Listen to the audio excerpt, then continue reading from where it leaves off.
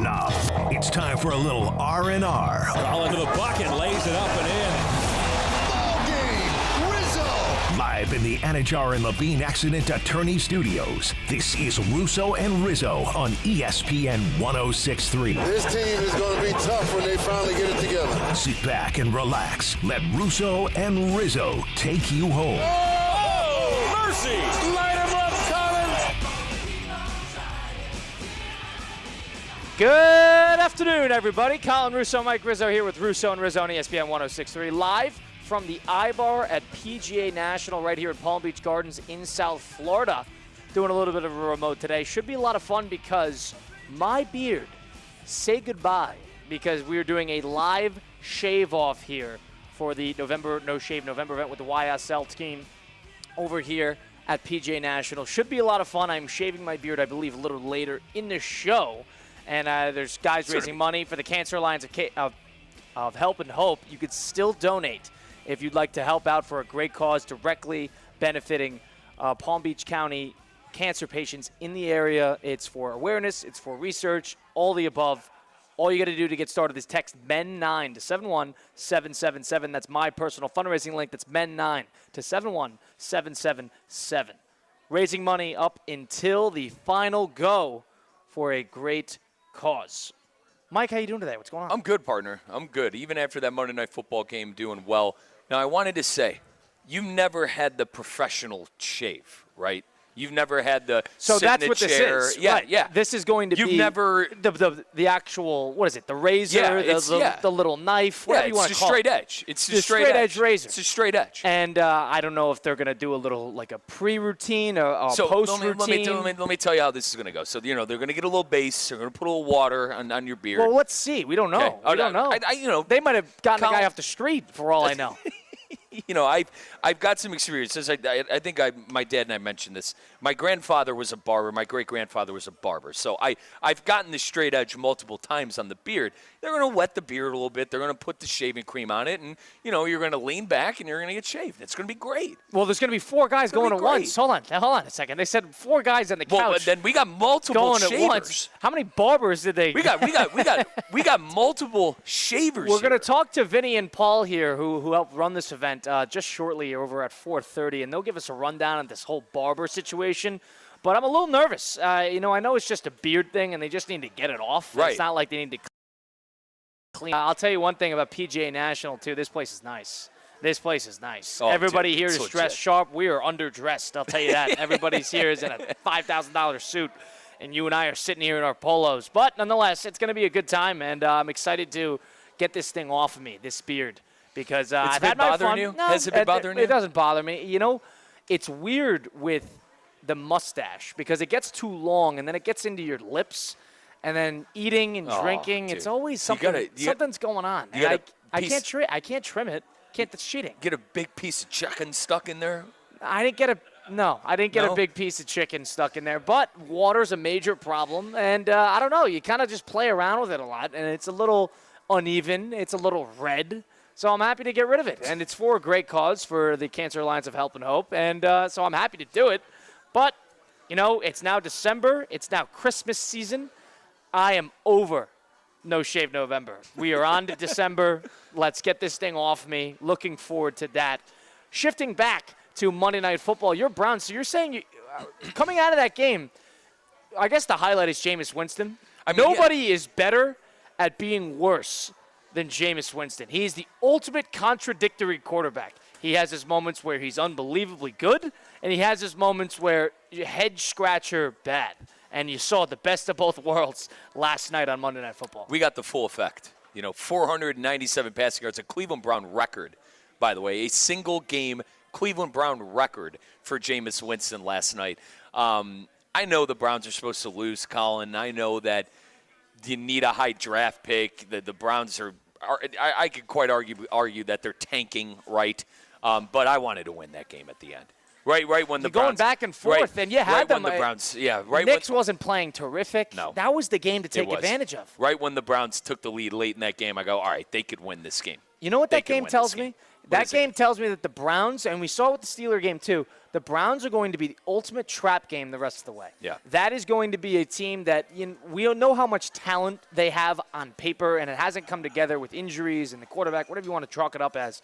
But that team the rest of the way is going to be a trap game for whatever team they run into if there's playoff implications. That team is going to be the ultimate, this is going to be a pain in the rear end to get through this game. You saw it yesterday with Denver. They worked really, really hard to get that win. They did. And you saw it with Pittsburgh, too, in that snow game in Cleveland. They're going to be the thorn in the side of every team the rest of the way.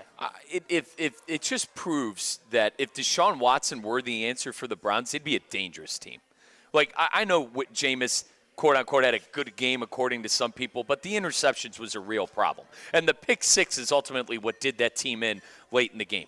The point I'm trying to make is if Watson was the franchise quarterback the Browns paid for and got to Cleveland, the Browns would be in the playoff consideration, damn near in the division consideration with how well the defense plays. I will say the defense gets torched at times. That's a monumental size if Deshaun Watson could be any good. Let me simplify it even more. If they had the answer at quarterback, I think the Browns would be a more of a Super Bowl contender than teams like the Steelers and maybe the Ravens. Yeah, I mean, maybe. I think you could say that for a lot of teams, but they'd be in the conversation. And the point I'm going with this too, Colin, is does Denver look like a threat in the playoffs? To me, they don't.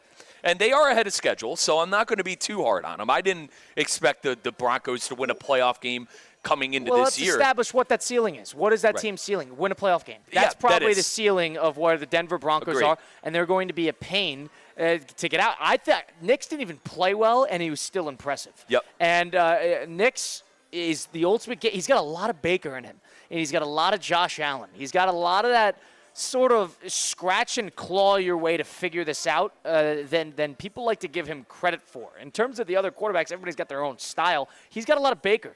And I don't think Baker is somebody you want to deal with in a postseason game, and I don't think Nix is going to be that either because he almost plays like he's got nothing to lose.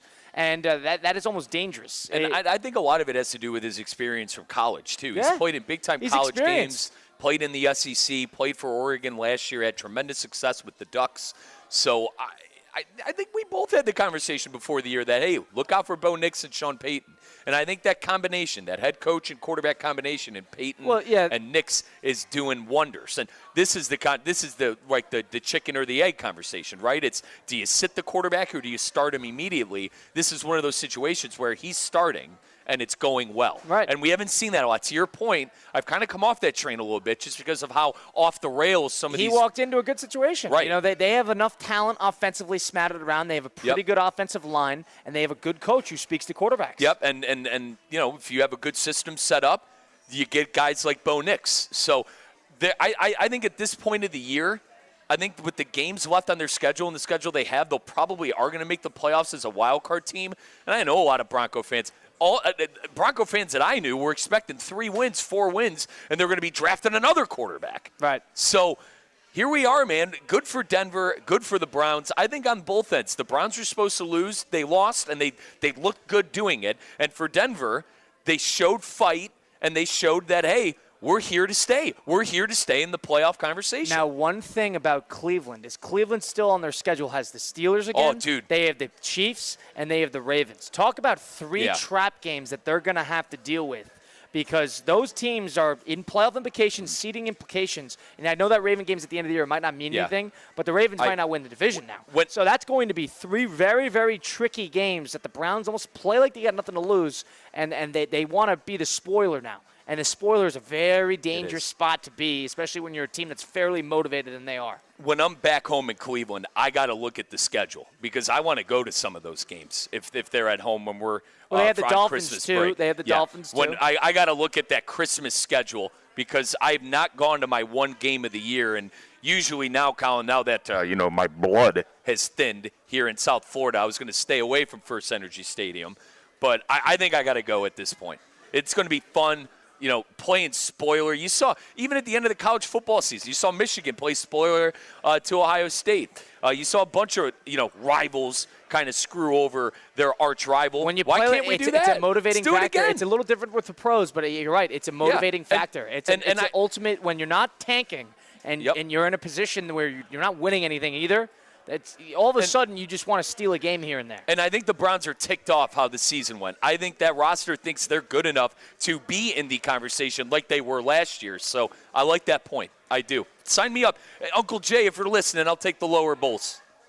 Unbelievable. I'll take the lower Bulls. Good for the Browns, though. The Denver, it's ceiling. They can win a playoff game. That's going to be a tough out. Now, you're not going to want to deal with Denver in a road playoff setting late in the year. And that's where, in my opinion, that's probably the ceiling of where Denver can really make some damage happen. Yep. But nonetheless, that's what happened over on Monday Night Football. An entertaining game nonetheless, and a lot of offense, surprisingly. That over-under was 41.5. Shattered. And my Brown, they almost covered.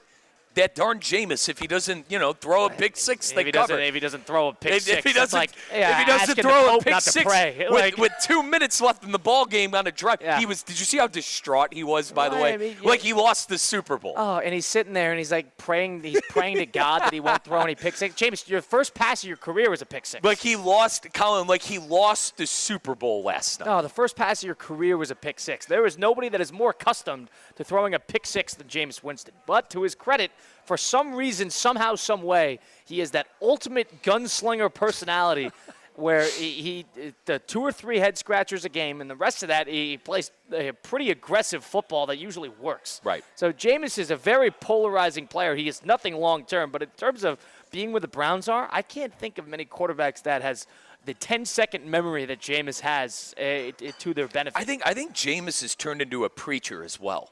He's turned he into knows a preacher of the He's good setting up scripture. himself for a media career post that too. playing quarterback. And remember what I said, and I know they didn't cover the spread, but I picked the Browns to cover the spread because I thought Jameis had something to prove last night. He wants to be back in Cleveland next year.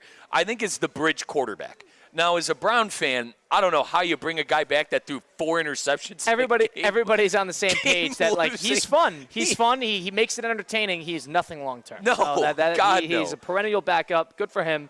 But he saw some success. Only him.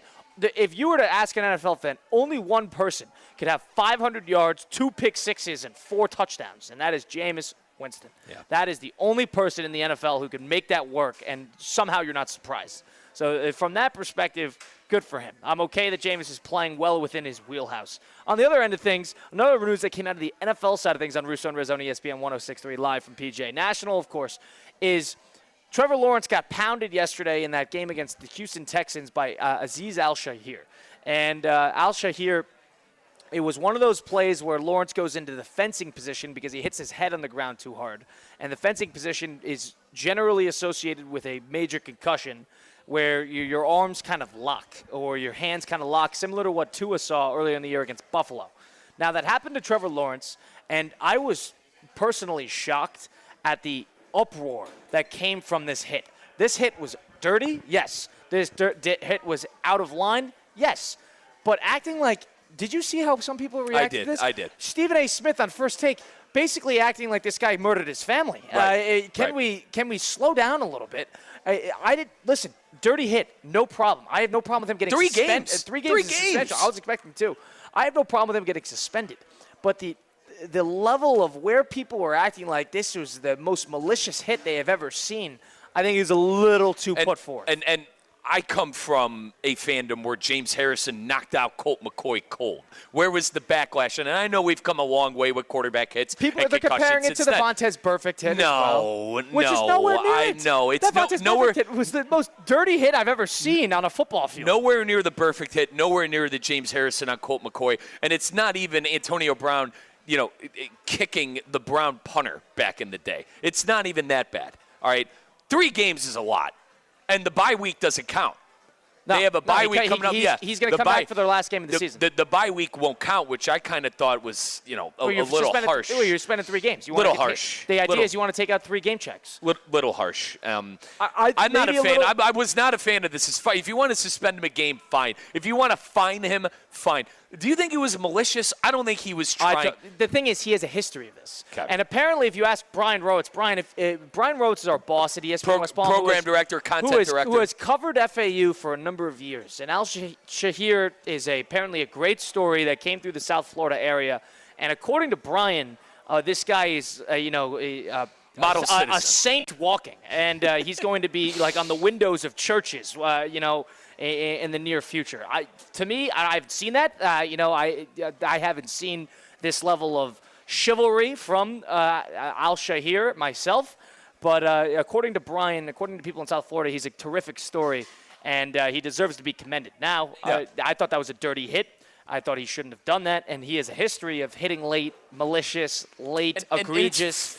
He has a history of that. So that was what Joe Runyon, who is the punishment guy for the NFL, that's what he said in response to it. It was a pretty harsh memo in regard to announcing the suspension. He said, you are not holding yourself up to the standard that the NFL prides themselves on, and this has been a history of malicious and malintent types hits that we are no longer going to tolerate. And you're a Jag fan, too. You're a big Trevor Lawrence fan. You're a big Jags fan. Yeah, it pissed me off. He shouldn't have done that, but jeez, the way it's like he killed their dog. Like, relax. It was a dirty hit, and he dove at the head. He shouldn't have went after the slide. And D'Amico Ryans, I thought, was more wrong. Same with Nick Caserio, their general manager and head coach of the Texans, because they completely defended him and went after Lawrence. I don't think that was the right move, and I don't know if you can't shift blame 100% of the way just to defend your guy. You hate stories like this, right? You hate having to talk about stuff like this when injuries happen, guys getting fined. Is it malicious? Is it this? Is it that? I can't wait for the situation to blow over and be over. I hope Trevor Lawrence's speedy recovery. I hope the young man who played at FAU that our program director, Brian Rowitz, is going to bat for, and same with D'Amico Ryans and Nick Caserio, GM of the Texans. I hope he learns his lesson, because I really do think that when stuff like this happens, that's the ugly part of sports. That's the ugly part of sports. You want to protect your quarterbacks. Yeah. And they're your moneymakers, right? Trevor Lawrence just got a giant contract from the Jags. They're expecting him to be their franchise quarterback for years to come. Which is why I don't necessarily disagree with punishing him in that sense. 3 games, though? 3 games is a lot. I was expecting 2. Games, man. I was expecting 2. God, I was expecting 2. But the thing is, he has a history of this. He has always been a dirty player. Even the week before against the Titans, he had an extremely late hit, I believe, on Tajay Spears. But I could be wrong. It hitting him essentially 4 feet out of bounds. So this is not something that is a new concept to Al Shahir. So which is to that point, and the NFL looked at all of that, and the reason Caserio got mad, the general manager of the Houston Texans, is he said that the NFL is establishing these punishments based on an unfair way, analysis of the character of the person that it happened to. Mm-hmm. Where there's guys who were ejected for late hits or egregious unnecessary roughness hits, and they're not suspended. Well, that's exactly the reason why they suspended him, is because this guy is a repeat offender. It's like the law. It's like if you're a speeder, and it's not your first speeding ticket, and you went 30 above the speeding limit, no wonder you're going to get more of a punishment comparatively to the guy who's this first time in the courtroom. So it's the same concept, and I don't know why he, went to arms so adamantly to the media about how they kind of targeted him here. They targeted him because he does this a lot. Yeah. So from that perspective, that's where I kind of push back. I'm with you that everyone kind of overreacted about the situation. It was a dirty play. Does he deserve to be suspended? Yes. I think 3 games is crazy, but it's a lot for a playoff contending team late in the year. That's what is going to happen, and that's what we're going to have to live with. Can we all move on now? I mean, honestly, can we all stop screaming into a microphone about how he deserves this, he deserves that? It's over. It's done with. And then remember when Tua got hurt all those years back in Cincinnati? I don't think that guy got suspended. Technically a dirty hit. I know probably not along the lines of that, but to Nick Caserio's point, how many, are you going to do this for every single case? Is this an individual case study? But I appreciate your point of comparing it to me getting my license suspended. If you're a multiple offender, a repeat offender, exactly, you're gonna get the hammer. You're gonna get the book thrown at you, like I did when I was 16 years old. So fair point to the NFL, and the fair point to how they want to police this. And you gotta know, as an edge rusher, you gotta know to pull up nowadays, dude. you got to know that, That's hey, why, man, yeah, I can't do this people hit are saying anymore. late hit, late slide. Late slide? Really? 4 yards ahead of time, I had the sense that he was going down. Right. And you can't give me the late slide when he jammed his forearm into his face mask that paraded off the turf. And you know the old school football fan is sitting there going, "Oh, it was worse in our time, brother." But it's a different game now. Yeah, you don't want Lawrence drooling into a cup by the Right. time he's 45 years old. They're trying to protect the heads of these quarterbacks. Yes. So let's be careful with the long-term effects of these major concussions. This should not be something that we applaud or encourage. The NFL should and is right to establish some sort of precedence here. Is it egregious? Probably in terms of the actual punishment, but they're trying to protect these guys long-term. This concussion stuff, the CTE was a major, major problem. At least they're doing something that shows you that the NFL is actually taking this seriously, and they're trying to learn from their mistakes a little bit. And to your point, learn from the Tua situation, right? And there was nobody to suspend there. That DeMar Hamlin, that was a Tua-infused problem against the Buffalo Bills earlier in the year in Week 2. Yep. So from that, there's somebody here that you could actually place blame on that's outside of the quarterback. So Trevor Lawrence, it looks to be in the concussion protocol for the foreseeable future. I could see them shutting him down for the rest of the year. Wouldn't you? Wouldn't maybe Mac Jones secure the number 1 pick? I don't know. They don't think like that because all those guys are going to be out. The coach is going to be out. The general manager is going to be out. So they don't think like that. But I understand that point. Yeah, you're right. They're trying to save their jobs. They're trying to save their jobs. But I could see them shutting him down for the year. And Azeez Al-Shahir, who is apparently Mr. South Florida, according to Brian Rowitz of ESPN West Palm, he is going to be suspended for 3 games. Wouldn't you want Travis Hunter? Wouldn't you want Travis Hunter in a Jag uniform? Of course. Listen, I'm Get the fan. number 1 pick. I'm the fan. I'm used to this. What's the famous line? Oh, the team that doesn't need a quarterback is high up in the draft is the team who gets the best player available. Well, sure. And whether they trade out, that's neither here nor there. We'll continue the conversation a little later. I want to get into what the golden bat rule that Rob Manfred announced to the owners of the MLB side of things said a little earlier. We'll do that a little later in the show. Of course, I want to hear from our pals Vinny and Paul, who are running the 9th annual No Shave November event here at PGA National at the iBar. Getting my beard shaved. They've raised over $100,000 for the Cancer Alliance of Help and Hope. You can still get involved and donate to a great cause for men's cancer patients in the Palm Beach County area. All you got to do is text MEN9, MEN9 to 71777. Still raising money up until the end of the show today. Got you 4 to 6. It's Russo and Rizzo on ESPN 106.3. Live from the Anajar and Levine Accident Attorney Studios. Anajar and Levine Accident Attorneys. Call 1-800-747-FREE. This is ESPN 106.3. Hey, it's your boy JC reminding you to go on YouTube right now. Hit subscribe on Questionable Call with Josh Cohen. Brand new episodes Monday, Wednesday, Friday. The best from sports, stupidity, and social media. Exclusive on YouTube. Questionable Call with Josh Cohen. Hit subscribe now. Hey, it's Evan Cohen. Give me a double cheeseburger, a large fry, and an apple pie. I wake up in the morning with Unsportsmanlike, then Theo Dorsey gets theoretical at 2. What? On ESPN 106.3. What the heck was that? Tired of being sidelined by a sports injury? Get back in the game with Baptist Health Orthopedic Care. Whether you're a professional athlete or even a weekend warrior, you can get back to doing what you love with our compassionate orthopedic team. Experience a new level of care and get back to your best. Welcome to being treated like a pro. Make an appointment today at baptisthealth.net/ortho or call 833-556-6764.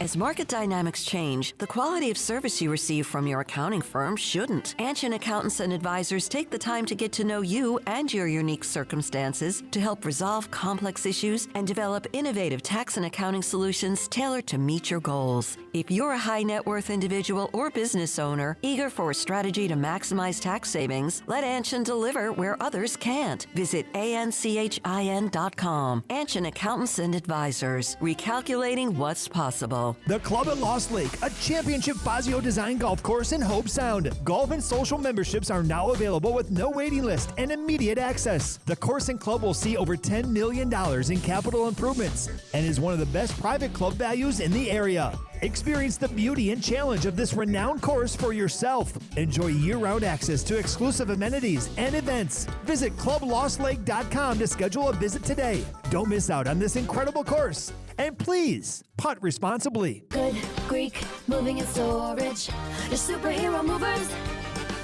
Hey, it's Josh Cohen for the accident attorneys, Anajar and Levine. Car accidents, truck accidents, slip and fall, trip and fall. Did you get injured on the job? Workers' comp problems? My friends Mark Anajar and Glenn Levine, they will fight for you. Remember, they do not get paid unless you get paid, and they will fight to get you the maximum compensation you know you deserve. Here's what you do. You just call. Call Anajar and Levine for your absolutely free consultation. Do not settle for just any attorneys. Demand Anajar and Levine, and demand the Anajar and Levine difference. It takes just one phone call to begin to take back control of your life. So do that. Take back control of your life. Call 1-800-747-FREE. That's 1-800-747-FREE. 1-800-747-3733. Anajar and Levine, accident attorneys. Take back control of your life. Palm Beach County's premier college football event is back. Don't miss the 2024 Boca Raton Bowl, Wednesday, December 18th from FAU Stadium and broadcast live on ESPN. Last year's game saw in-state Rising Power USF beat Syracuse out of the ACC. What will this year's game have in store? Big names, big teams, big action. The 2024 Boca Raton Bowl, December 18th at FAU Stadium on ESPN. Don't miss out. Find out more at BocaRatonBowl.com. When it comes to choosing a health plan, you can trust the members who have experienced it firsthand. Humana is proud to offer a Medicare Advantage plan in Florida that earned 5 out of 5 stars. 5 stars is the highest rating possible. It's based on real members' experiences, and it's decided by the Centers for Medicare and Medicaid Services. Our Humana Gold Plus HMO earned 5 out of 5 stars. That means a few things. It means members get outstanding customer service. It means we connect them with excellent preventive care and chronic condition support. Most of all, it means you have a trustworthy option for a Medicare Advantage plan. Explore our 5-star Humana Gold Plus HMO at humana5star.com. Humana, a more human way to healthcare. Every year, Medicare evaluates plans based on a 5-star rating system. Humana is a Medicare Advantage HMO organization with a Medicare contract. Enrollment in any Humana plan depends on contract renewal.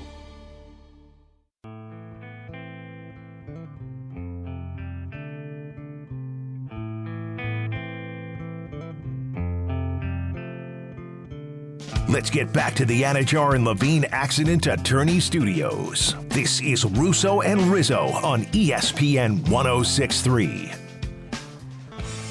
Rolling on here on Russo and Rizzo on ESPN 106.3. Colin Russo, Mike Rizzo, of course, Christian Cat helping us back at the City Place Studios in downtown West Palm Beach. We're live at PGA National for the 9th annual No Shave November Shave Off today at the iBar. I'm getting rid of my beard. We got my pal Paul. Paul's going to be getting rid of his beard. I want to get into that in a second. But I'd like to welcome in the co-chair and founder of this great event, Paul Shahoop, and, of course, Vinny Cuomo. Vinny from West Palm, as formerly known as the ESPN West Palm family. Welcome, gentlemen. How are we doing today? Absolutely fantastic. I couldn't be better. Excited to be here with my man, Vinny. I'm super excited to be with you guys, as always. Yeah, so let's get into this really quickly. Paul, you got a full beard going right now. We more than I do, so I give you credit there. But number two, we're getting all these guys shaved live on site. So how do we handle this? Let's break this down, because I don't have the whole rundown here. Do we have a bunch of barbers coming in, and we're doing a full-on shave with this? How is this going to work? Absolutely. So Joe, the barber from the Barber's Edge up in Abacoa, is bringing his whole crew. Wow. They're going to come in with a bunch of barber chairs, get set up right over there, and they do an absolutely amazing job. They take special requests from the crowd. If people want to see designs drawn in the beards, you name it, they take care of everybody up there. That's news to me. Designs. What are you? What are some of the designs here? Am I gonna get the handlebars? Or? I think you should go for the Batman. Yeah. Okay. A little bit of a goatee right here. Okay, There that's you an go. interesting one. Maybe I could do a little thumbprint. Just like a little beard action. You do that, a little flavor saver, whatever you want, man. Okay. They can do it all. Mustache. you gotta go to the mustache first. But unbelievable. So all right. So we're shaving our beards here for a great cause for the Cancer Alliance of Help and Hope. Still can donate today. Text MEN9 to 71777 and still get involved. Over $100,000, if I get that right? Yeah. Wow. Unbelievable. So what is the number at right now, Vinny? Last I checked, it was $101,000. $101,000. And their goal was the 100K, Vin. It was. Yep. For such a great cause in the Palm Beach County area, above and beyond. I couldn't be prouder to be involved in an event like this, right? This is, in terms of 9th annual, I'm sure it's getting bigger and better every single year. And don't stop. We still have a little bit of time left. We want to see those numbers go as high as we can. As you'll find out, Paul will talk about, it actually helps everybody here in Palm Beach County. All right, so Vinny and Paul joining me now from the No Shave November, of course, with Mike Rizzo and Colin Russo on Russo and Rizzo. So with this event, let's get into sort of, I guess, why the No Shave November? Why did it get attached to this cause? How did the No Shave November, I know everybody does it and people know about it, but how did that actual action of having a live shave off and making it some big event where everybody can watch and have a good time with it, what was the brainchild behind actually, I guess, accustoming to that and that specific event? So it was a little over 9 years ago. I had a beard. I've had a beard for many years. And all these lawyers are coming into mediations, hearings, depositions, things like that, and all of a sudden they have a beard, and it's November. And I just not thinking about it. I go, hey, welcome to the club, guys. They're like, what are you talking about? I said, your beard. You know, welcome to the club. They go, oh, this is No Shave November. I get to not shave, and it's a good excuse to, do this at my firm. I said to all these guys, I'm like, are you raising money? Are you raising awareness for anything? Every single one of them, every time said no. They're just doing it. Being lazy, and they get to take advantage of No Shave November.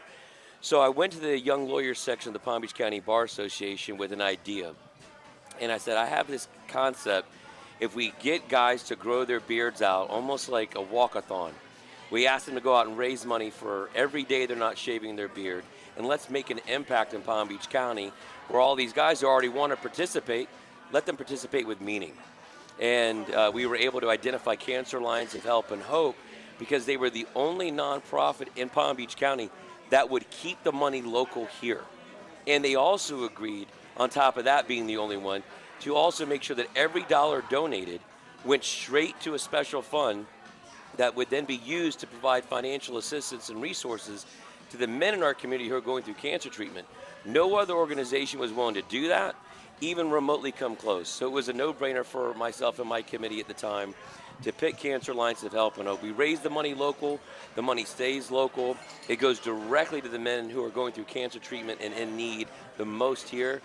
And it's how we got started with it. And now men throughout Palm Beach County get to participate, they get to donate, and there's a whole lot of more meaning and effect for it. And Vinny, the local thing was really important to you guys, right? Yeah, I've been doing a network event over the years for the last 14 years. Paul came to me and said, listen, you have a great professional network group. I'd love to join forces together and see how much we can do, bring some donations to the organization. So we've partnered about 3 years ago, and it's been gangbusters since then. Right, absolutely. And I guess from an event like this, ESPN West Palm, of course, so myself, so happy to be involved, and it's a great honor to be involved in such a great foundation and making sure that this is going to a great cause locally, as Paul said. Now, it's funny, you're a big-time listener, Vinny, for ESPN West Palm for many years now, even back to the Evan Cohen days, which is a long time ago. Did Evan ever even consider growing out a beard for No Shave November for something like this? I don't even think Evan can grow a beard, to be honest with you. And he's got that baby face. So, wow. I don't think that his wife probably would like him with a beard. And hopefully he's listening to this and I get a text later. But, yeah, I've been a huge supporter of this channel since you guys came here. You guys are part of our community. So we're so happy to have you join us. And yeah, now you can call out all the other guys and say, listen. All the media guys who didn't want to grow out their beard. Right. How about that? What is that to be? Mike Rizzo right here didn't want to grow out his beard. What Just was that so you about? know, Rizzo's next year. All right. I agree. You need to come back. Oh, boy. I'm like you, Vin. I'm clean shaved. Yeah. You know? Well, I have to for my job. I'm clean shaved. I do, he doesn't too. Have to. I do, too. Not for his job. I do. Hang on. Radio host. I do as well. No. Now, listen, Paul has the beard here. Now, Paul, I'm going to turn the camera around for our people on YouTube here. I mean, show that thing off, partner. That is now, you told me that the barber kind of butchered it, and you were upset with them. Yeah, that he kind of took off some length. They took off some length right before the start of November because I wanted it to be even longer than it is now. But that's okay. I still love him. He's still my barber. He's going to be here tonight. But yeah, I was. Is he shaving Colin? He should shave Colin. And hang on, what are we going to do here? Are we going to put an Ohio State O on the side of his beard? We'll allow the crowd to decide what type of design. We're going to put a Miami Hurricane U on the side of his beard? What about the Michigan M? Oh, God, no. It's too soon, Paul. Paul, too soon. Maybe some Florida Gators. I'm a Florida Gators guy, Paul, I like you, partner. That's too soon for me over here. Speaking of college football, we got two sides of the same state here. We got a Miami Hurricanes fan in Vinny. We also have a Florida Gator fan over in Paul. So two sides here. Vinny, you're from up north, though. Where did this Canes thing come from? Actually, I've been a Canes fan since I lived in Brooklyn. It started, came in and watched the championship game in '85. I saw a guy named Vinny. I had never seen a Vinny. It turned out to be Testaverde. He threw 5 interceptions that day. So usually my luck runs that way, as you'll find out with the other teams I follow. But I was a diehard since then from Brooklyn, and I was rolling around with an Ibis shirt in 6th grade in Brooklyn. Everybody's like, what is that? And then luckily my parents said, next year we're moving to Florida. Wow, how about that? That was it. And I just want to say Miami is state champions this year. Although it doesn't look so great right now, Paul. We're state champs this year. You can't enjoy it while it lasts. Yeah, right. Because Florida's coming. Let's shift to Florida for a second. Billy Napier, they kept him around as head coach to a lot. I guess a bit of a rocky response in terms of the fan. He was either one way or the other. We like what Napier's doing. Give him more of a chance here, or it's not working. They're not necessarily the standard that we hold Florida to. When they announced that Billy Napier was going to hang around, where did you, as a Florida Gator fan, stand on that? You can't say it now, but at the time, how did you react to that? I saw it coming just because of all the reports that I had seen. It wasn't a good time to fire him. I still didn't like it. My big issue at the time when they announced it was there was no actual progression to be better on the field. I didn't see better play calling. I didn't see better playing. It just seemed, okay, we had these good recruits coming in, but there's no moving forward on the actual field. You have 3 years almost at that time of no results being shown, and you say you're going to keep him, then we go get trounced by Texas. Yeah. I'm going, couldn't you have waited till after the Texas game? But everybody thought they rolled over and died, and then they responded in a big way soon after that, next couple weeks. It was huge. The culture he's building there is something different. It's way better than I think the culture that the team has had in probably the last decade. So I'm looking forward to what we have to come. The fact that we were talking about this earlier, we flipped about almost a dozen commits to Florida in the last 3 or 4 weeks. Something I've never seen with any other head coach that's ever been at Florida. So I'm excited what we're going to do in 2025. Stole a couple of recruits from Miami if we had to add to that. That's okay. Lagway will be in Miami as soon as we pay him. NIL money. Get that checkbook open. Vinny's going to break open his bank account for that one. I will. Never doubt Mario recruiting. You can doubt him coaching. Don't doubt him recruiting. Well, I thought my Buckeyes were going to get Cam Ward, and then came out he's going to Miami, and we had to settle for Will Howard. Yep. So that is one thing I will agree is the NIL fund down there in Miami is big. I think I could argue the best thing that could have happened to Miami, and this is with no offense, how irrelevant Miami was for 15 years, the best thing that could have happened was NIL to get good talent back in Miami. Without a doubt. It's always a struggle to try and, on a national level, compete with everybody else that's out there, especially when you're a private organization. Right, and that's why, Vin, I'm hesitant to fire my current coach because he's getting talent there and we're relevant. My worry is they fire Day. They have a stinker as a coach, and then we turn into Miami for 15 years, and God forbid, Florida for the last 5 years. I'm a spoiled brat fan. I want to be in the conversation year in and year out, and that's what the NIL is able to do. And if you fire Day, you might end up losing a couple recruits that are already there. You don't definitely. I don't know if you saw the report that came out a couple of days ago. It was all over Twitter that Jeremiah Smith basically said it came down to the couple hours before that he went to Ohio State. If Ryan Day leaves, I'm not saying he leaves, but there is a chance. He was that close to coming to Miami. Right. Who knows? That's the bet you make when you try to do a regime change, and Florida dealt with that, and there's a bit of a wearing out process. Trying on a new shoe, you're going to have to walk in it for a bit before you can say anything's comfortable. And I think that's kind of the sense of what college football lies in. It's not the NFL. This is not a 2 years, if it doesn't work, then you skip town. They're not necessarily under contract either. And I don't know some of these backdoor NIL deals. I don't know what they look like, but these players aren't under contract to stay with the universities. From a coaching perspective, these guys are given 7-year deals worth $10 million annually. All of a sudden, you can't get out from under it. Mike Norvell, being the opposite Florida team that I'm sure both of you guys hate, Florida State now on the opposite end of it. People might be over Norvell, but hang around. He's too expensive. Is that operation in Florida State poetic justice to you guys, by the way, this year? I like it. With how much they wind. Now, Paul, this is fun on my end. This is the outside looking in. They whined so much about the playoff. It seemed like they forgot to field the team. They went the lazy route of getting DJU because, he seems like a good quarterback. Didn't necessarily look like they did their due diligence there. I don't know, man. I feel for Florida State fan because, to go from undefeated to 2 wins is pretty crazy, guys. And if you look at all the decommits, that's the culture problem. Right. More so than an NIL problem, more so than winning or losing. A lot of it, too, is like when you're in a college program now, even if you're committed, these guys are not thinking for themselves and like, you know what, I don't want to go to Florida State anymore. They're getting called by other coaches with handsome amounts of money being offered at the moment's notice, and all you got to do is leave the team that has 2 wins. Yeah. That's all you got to do. So it's like, what is a 17-year-old supposed to say? Yeah. Right. All that money going the opposite direction now? That, to me, is reflective of a bigger problem in college football because it's pay to win. It's pay to play. Yep. Well, I will say this. I don't feel bad for any FSU fan. Because I'm a Hurricane fan.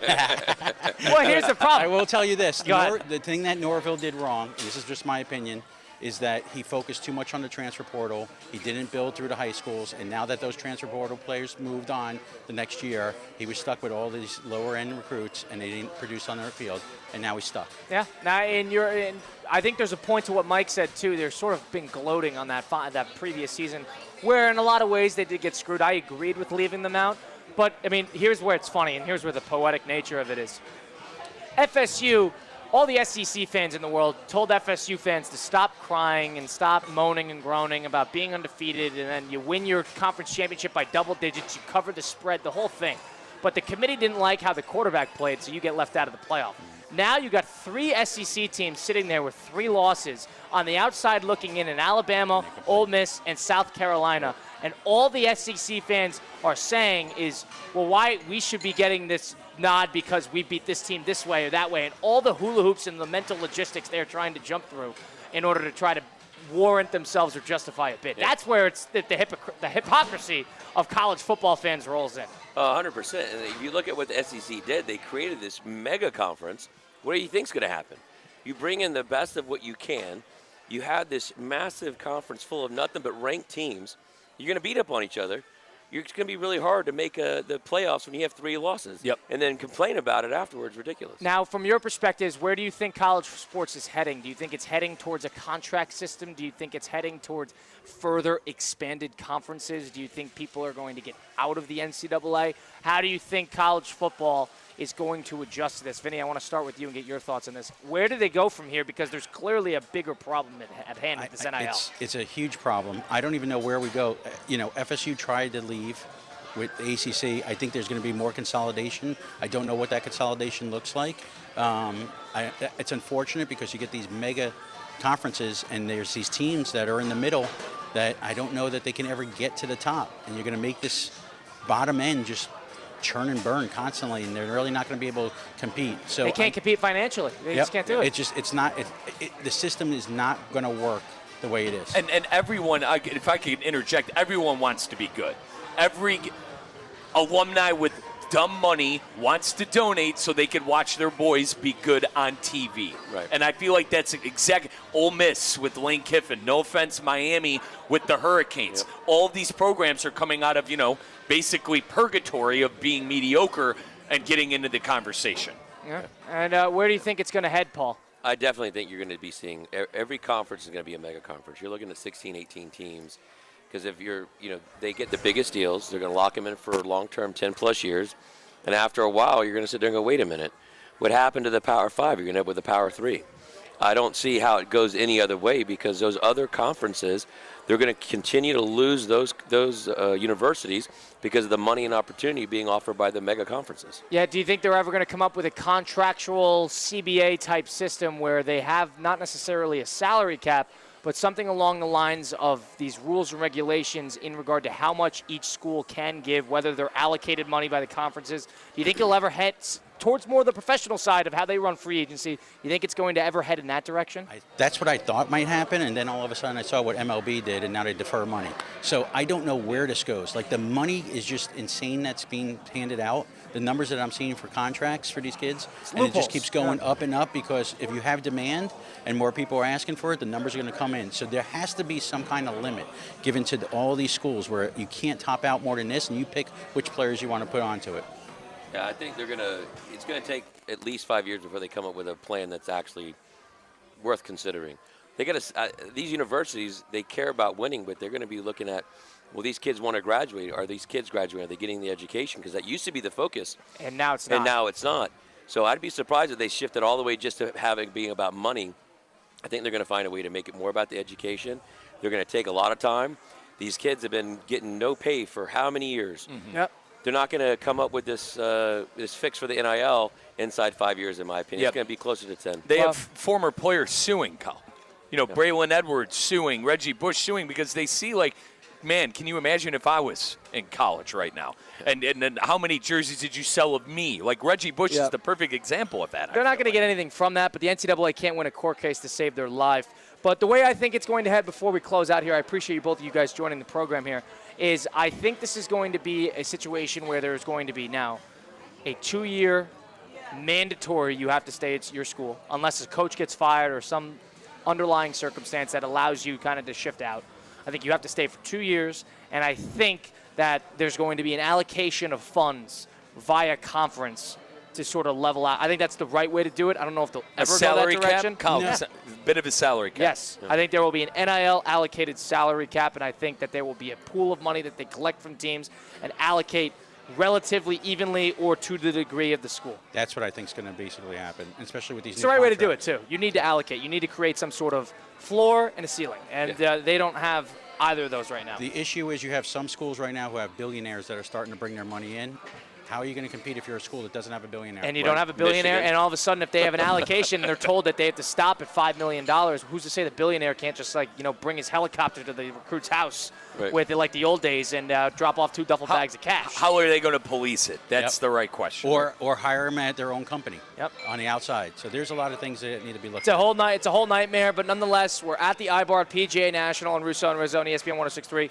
Joined now Paul and Vinny, of course, 2 guys who are helping organize this program. I saw a barber chair getting wheeled in here. That was quite a surprise. So they're setting up shop here in a second. The barber's edge is here in the house. They're getting set up, getting ready to shave the beards. They're getting ready for Paul. We're shaving our beards, and hopefully Paul goes first. Yeah. So I'm looking forward to seeing. That is a. I want to see Paul with a clean shaven. I'm curious about that. Tremendous beard.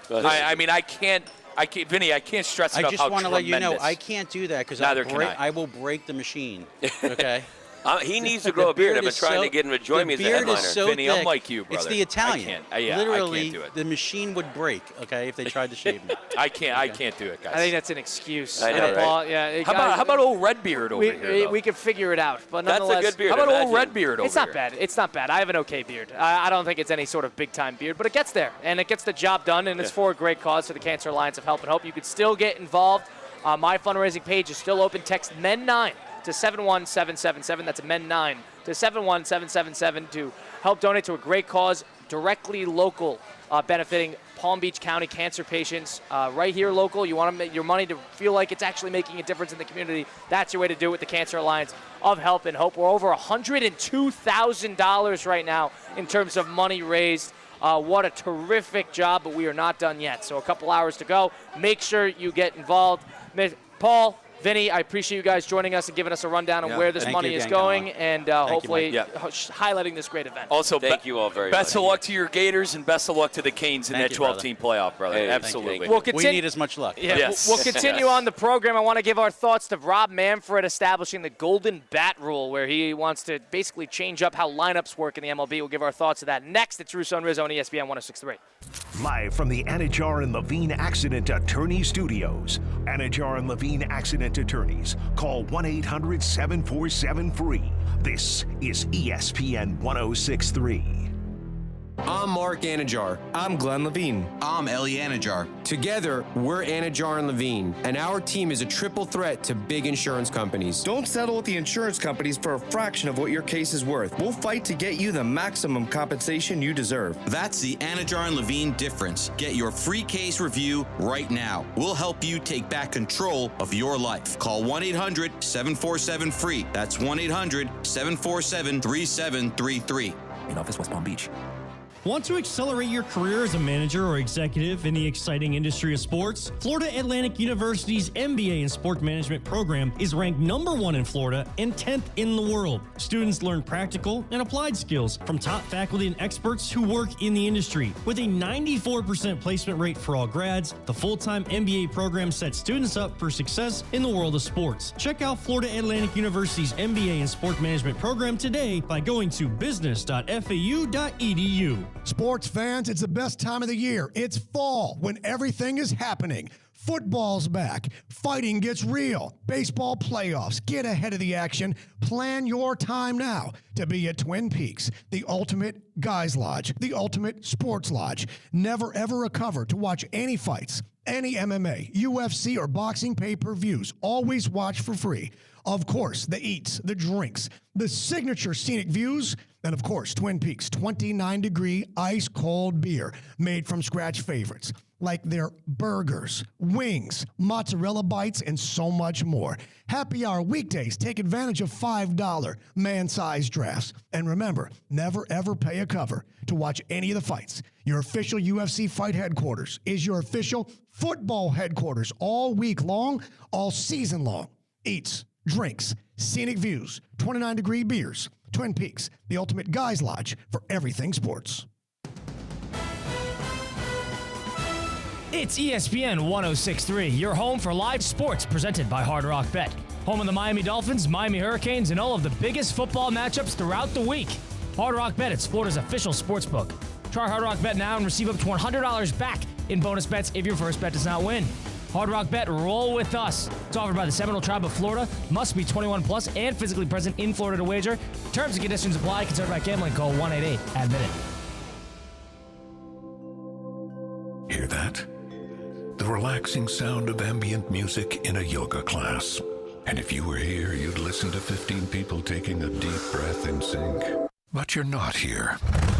Because your self-care happens out on the road, riding your motorcycle protected by Progressive. So if you ride, get a quote today and see if you could save with Progressive, America's #1 motorcycle insurer. And find inner peace with a different pose called Pawns on Handlebars. Progressive Casualty Insurance Company and affiliates, not available in all states. This is ESPN 106.3, a Good Karma Brands radio station. Find official rules for all your favorite ESPN West Palm contests by visiting ESPNWestPalmContests.com. That's ESPNWestPalmContests.com. You're listening to ESPN 106.3, the ESPN app, and streaming on your smart speaker.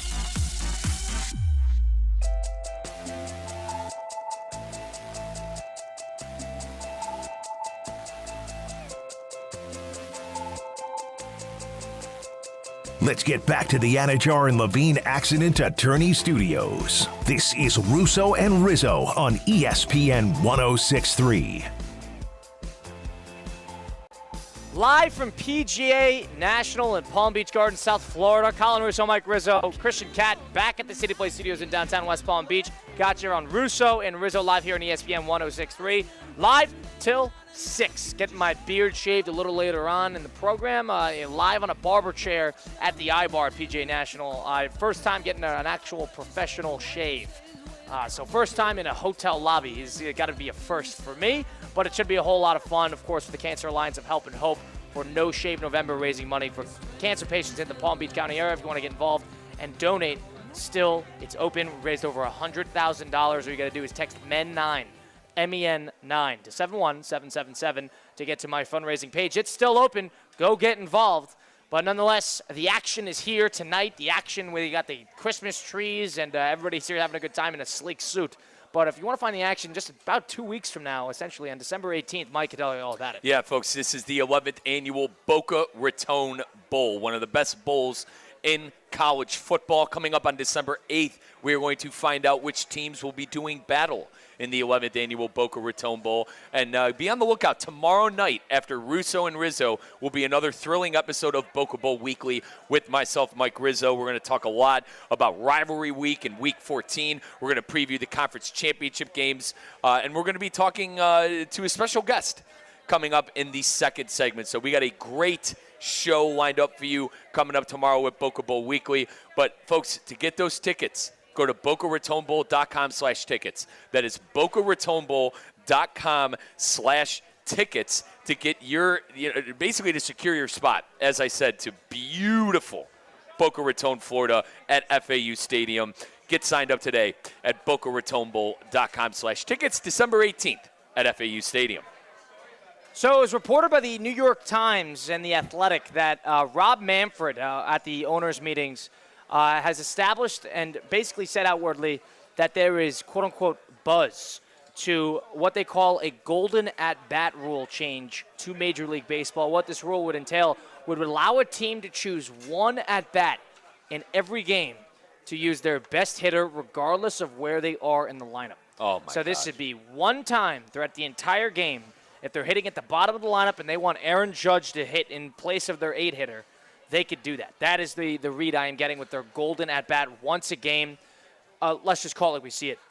Whether this was Rob Manfred's idea or whoever's brainchild this was, I think you're starting to push your boundaries a little bit, Bob, in terms of changing the game. Right. The pitch clock worked. The DH worked. The expanded playoff, jury's still out, but most are saying that it worked. Let's not overstep our boundaries a little bit and try to change the fundamental value of an actual baseball lineup. Colin, I thought we were in West Palm Beach because it sounds a lot like we're in Orlando with Mickey Mouse. This is as Mickey Mouse as it gets. All right, this is why you play baseball, situational baseball. It's why you spend money in the offseason to get guys at the bottom of the lineup that can hit. All right? And I understand there's no salary cap in baseball. Teams like the Yankees and the teams that spend God money, like the Dodgers, have an unfair advantage. You can argue that Yankee bottom half of the lineup is garbage, but you get the point, all right? This is, Colin, I hate the Ghost Runner, and I know you disagree with me on this. I hate the Ghost Runner in extra innings. I don't like the Ghost Runner either. Okay, you don't. Okay, Hold on, don't. I'm sorry. I thought we had this conversation before where you do like the Ghost Runner. I had a problem. I have a real problem with that. That upsets me as it is. The fact that I'm going to be able, as a Guardian fan, right? So you're telling me as a Guardian fan, I could have Jose Ramirez if I still have my quote unquote golden at bat. I could have Jose Ramirez come up in the bottom of the 9th with runners on to get a run in and win the game. That's what you're telling me. If I have, say there's 2 outs, there's a runner on first and third, all right, a base hit does it, all right, base hit does it. I could bring Jose Ramirez up to the plate, but he's not due up for another 4 at-bats. That is Mickey Mouse as it gets. I got a real problem with that. That's one of the dumbest things. I don't even understand what the benefit is. What are you trying to do? Are you trying to benefit the offense? All of you getting these hitters to get extra at-bats? That's going to inflate statistics, number one. When are you supposed to use it? There's going to be, if he gets hit by a pitch, like the whole thing. This is as dumb as it gets. And to your point, they got the pitch clock, which, fair it worked. play. I totally like worked. it. Fine. Totally worked. They're doing the robo-umps. They're slowly implementing the robo-umps in spring training. I believe they'll be calling the shots in 3 or 4 years. That's my best guess. This is taking it too far. This is ruining is integrity of the game the right word to say? It's ruining the beautifulness that is baseball. It's ruining the sport that is America's pastime. Here's the thing. With all of the other changes that Rob Manfred, general big changes to Major League Baseball, which what he has done in the past couple years, it has been to address a problem. He got the pitch clock too short in games because games were entirely too long. They went to the bullpens a whole too often, and the pitchers took too long in between pitches. The pitch clock addressed that, and it aided that. They thought not enough teams made the postseason. They wanted to make a little bit more money. They thought the one-game wild card was a dud. So what they do? They expanded the postseason. They expanded that wild card series. They addressed a problem. Pitchers hitting on one league versus the other. People thought that was a major problem in terms of offensive inflation, and they have to pay more money for a DH on the AL side of things comparatively to, paying the 25th man in the roster on the NL side of things. There was a bit of a pay disparity. That was addressing a problem by making the constant DH. So all of the changes that they have made has been to address a problem. The robo-Ms. People have a major problem with how the MLB umpires have been umpiring these games. So that there's an argument to that. That is addressing a problem. Agreed. What is the golden at-bat rule where they can input Aaron Judge into any point in the lineup one time a game?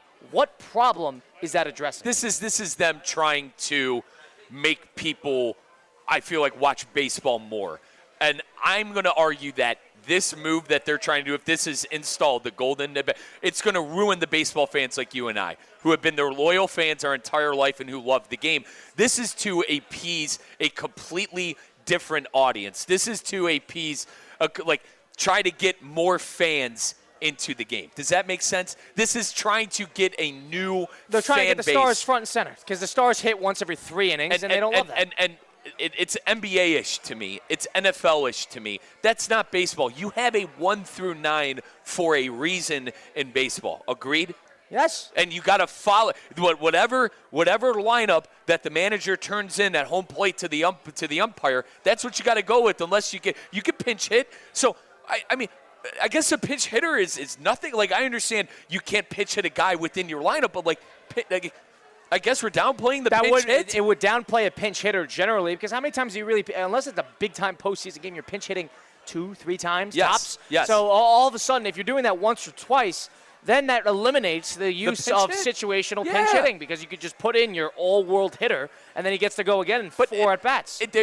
Do less. The thing I would tell Rob Manfred, the giant mumbo-jumbo I just went through trying to explain it, Rob Manfred, do less. You don't need to do this. Baseball just had a good year. You have plenty of stars.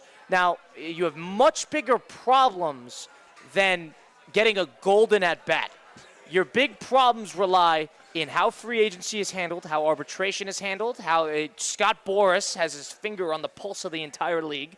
That, to me, deferred payments, that is the problem that Major League Baseball needs to address. No salary cap. There's no salary cap. There's no salary floor. You got 2 teams that are going to be playing in AAA ballparks next year. That, to me, is a much larger problem comparatively to whatever you think the problem that a golden at-bat rule in the MLB is addressing. That is what you need to, and I know that's a CBA thing, and I know you can't do that overnight, but to me, if there's something that is a glaring issue in red on the Major League Baseball's agenda and the bulletin board, it is address that. It is not to address whatever golden at bat. They're the dumbest thing. I cannot get over that. What are you trying to accomplish there? Get those guys more at bats? So what? Right. Your 7-hitter does not go out at bat there. Then what? He comes around again. Do you have to pinch hit the second time around if you do this in the 6th inning? Yep. Or it goes to extras? What do you do with that 6-hitter then? It's bad. It's Colin. It's to the point where it's so obscene that you're just trying to create buzz. You're just trying to create a reason for people to watch. Maybe. Do you agree? It's trying to make you go, all right, I got to tune in to see this, right? The sensationalness of it. It's not even to see this, because that's the intrigue. That'll go away after a week. I think what they're trying to do is they're trying to get the Ohtanis and the Judges in the world in the limelight more, because you saw it in the postseason where they had Shohei Ohtani graphics where he's 4 batters away in the World Series when Ohtani did nothing in the World Series. Right. There's no guarantee that these stars will electrify the crowd. I could argue it's the opposite. How many times did Aaron Judge screw up with a big situation in the playoffs? So it's situationally, it doesn't make much sense. Go through the heroes of playoff past and worlds, like David Freese for the St. Louis Cardinals. You think if the golden at-bat thing was a thing back in the day for the Cardinals and their runs, that they'd leave David Freese up in a big at-bat like that? No, they would have brought up one of their anchors, one of their 3 or 4 hitters. David Freese was like a damn 9-hitter, 8-hitter. You're missing out on the heroes that elevate your team. Kike Hernandez had huge hits. I mean, they're not pinch hitting Kike with, he hits a homer every game, but I understand the point. But no, Tommy Edman, another example. Guys who are at the bottom of the lineup, yes, who what good does slotting somebody in? I understand the point. This is just, I don't even understand. He said there's buzz. Whether there is or not is the dumbest thing in the world. And I know we got to get to a break. The last thing I want to say is, like, you're diminishing that player on your team who has gotten at bat in a big spot, who has a chance to go legend for your club and your team. Granted, you brought up Freeze, which happened 10 years ago. And you bring up the Los Angeles. It doesn't happen every year. How about Rajay Davis, though, for the Guardians against the Cubs? Sure. 7, 8 years ago. But I understand. You'd bring up Lindor or Ramirez. Nobody's pitch hitting Lindor. I'm talking about the golden at bat, though. Like Rajay at that spot in that game. Instead of Rajay, you would have Lindor or Ramirez. You could easily flip this argument and say, how many Yankee fans do you think would love to get Verdugo out of there in a big spot? Hey, that guy hit a home run. So there's another argument to that, but I understand the point. Rob Manfred looking to expand the rule changes in baseball, looking to implement, quote unquote, a golden at bat. Said there was significant buzz when he, I guess, illustrated it to the owners over this week. I think it's the dumbest thing in the world. We want to know what you want to know. The fans, what do you think about this? Is this diminishing the aspect of the low-tier lineup hitters, the 8-9s? Is it diminishing that aspect? Is Rob Manfred trying to do too much? What a problem is he trying to address? Let us know. 888-760-3776. That's the number to get into the program. That's 888-760-3776. It's Russo and Rizzo live here from PGA National. We'll be back into this. Anajar and Levine. Call 1-800-747-FREE. That's 1-800-747-3733. ESPN 1063. WUUB Jupiter, a Good Karma Brands radio station. It's your boy JC, and it is football season, and nobody loves it more than me. And nobody loves Twin Peaks more than me. Eats, drinks, scenic views, 29-degree beer, happy hour daily made from scratch favorites, and always your UFC fight headquarters. You can watch any and every single football game happening in Ultra 4K HD from your Twin Peaks locations. You can watch any and every UFC fight, pay-per-view or otherwise, and never pay a cover. That's right, UFC fight headquarters, it's always Twin Peaks. Kaiser University's flagship campus, the 100-acre residential campus at 2600 North Military Trail in West Palm Beach, extends Kaiser University's educational offerings to over 100 degrees in the heart of South Florida. Kaiser University also has an athletic program with 20 national championships, including the 2024 Women's Swimming and Diving Championship and 2023 football, lacrosse, and men's swimming and diving titles. Visit KUSeahawks.com for the latest. Wesley Financial Group is not a law firm. Do you find yourself stuck in a timeshare? Get the real facts about the timeshare industry and your options for cancellation. Chuck McDowell, founder of Wesley Financial Group, has put together a free information guide that reveals the secrets the timeshare industry doesn't want you to know, including the 5 ways to get rid of your timeshare. Call now and get this timeshare cancellation guide absolutely free. Call 800-600-9595. 800-600-9595. 800-600-9595. Paid for by Wesley Financial Group. ESPN 1063 is presented by Rubenstein Law. 1-800-FL-LEGAL. Car accident, truck accident, Uber or Lyft accident, or a slip and fall. Call Rubenstein Law. Call 1-800-FL-LEGAL and visit one of our offices throughout Florida.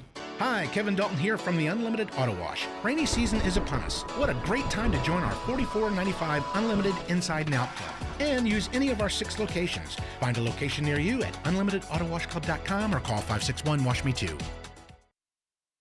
What's up, y'all? It's Theo Dorsey, and the holiday season is here. You can give back the gift of golf at the park in West Palm Beach. For every $100 gift card you purchase, the park will donate $10 towards their Christmas For the Path program. If you're looking for the perfect gift for the golfer in your life, or even yourself, now is the time. Enjoy great golf while making the season brighter for kids who need it most. Swing by the park and let's tee up some holiday cheer together. The park is open 7 days a week from 8 a.m. to 9 p.m.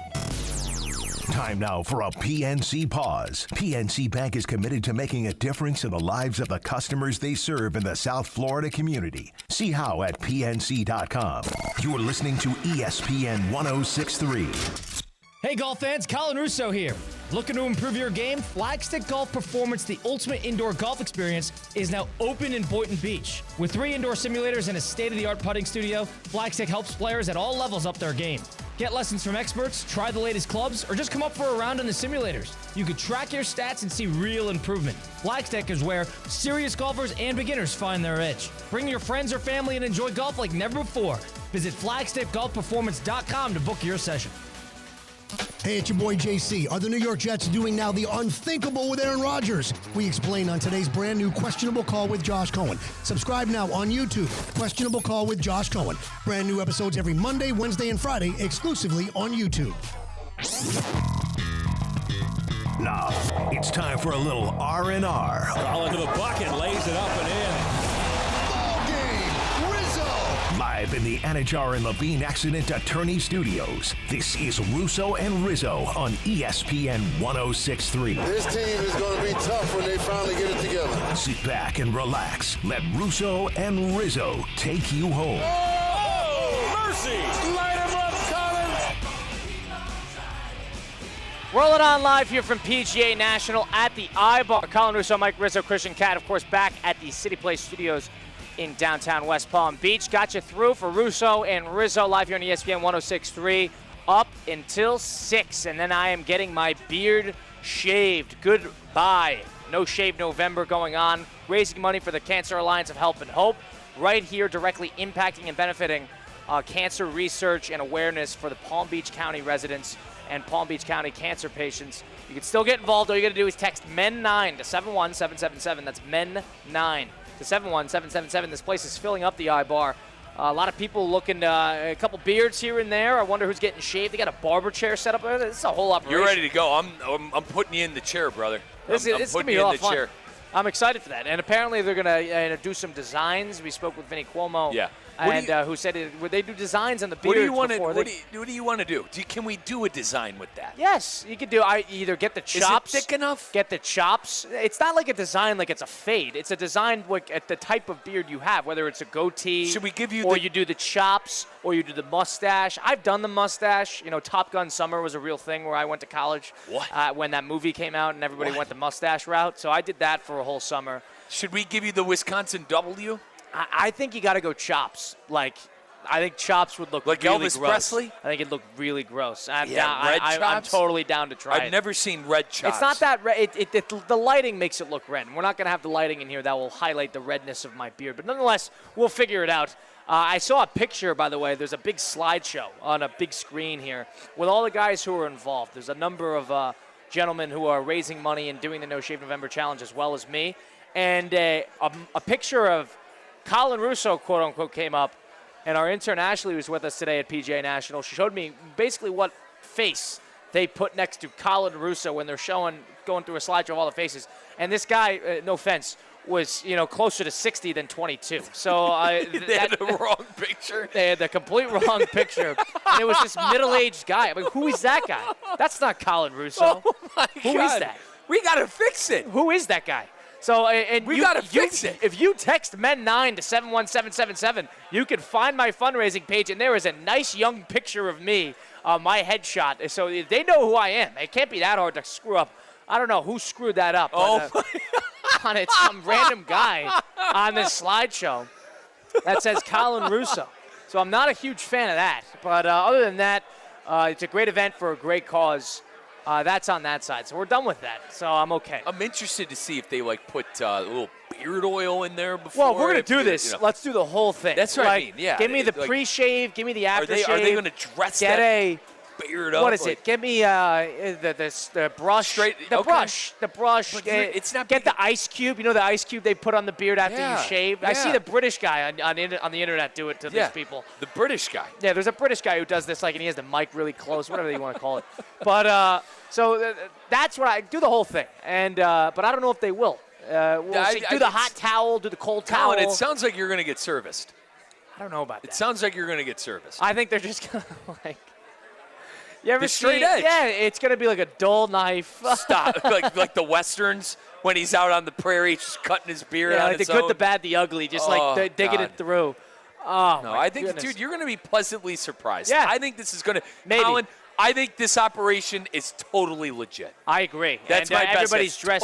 Everybody's dressed to impress here at PGA National at the iBar for the 9th annual No Shave November, I should say, shave-off that will be happening just after the show here.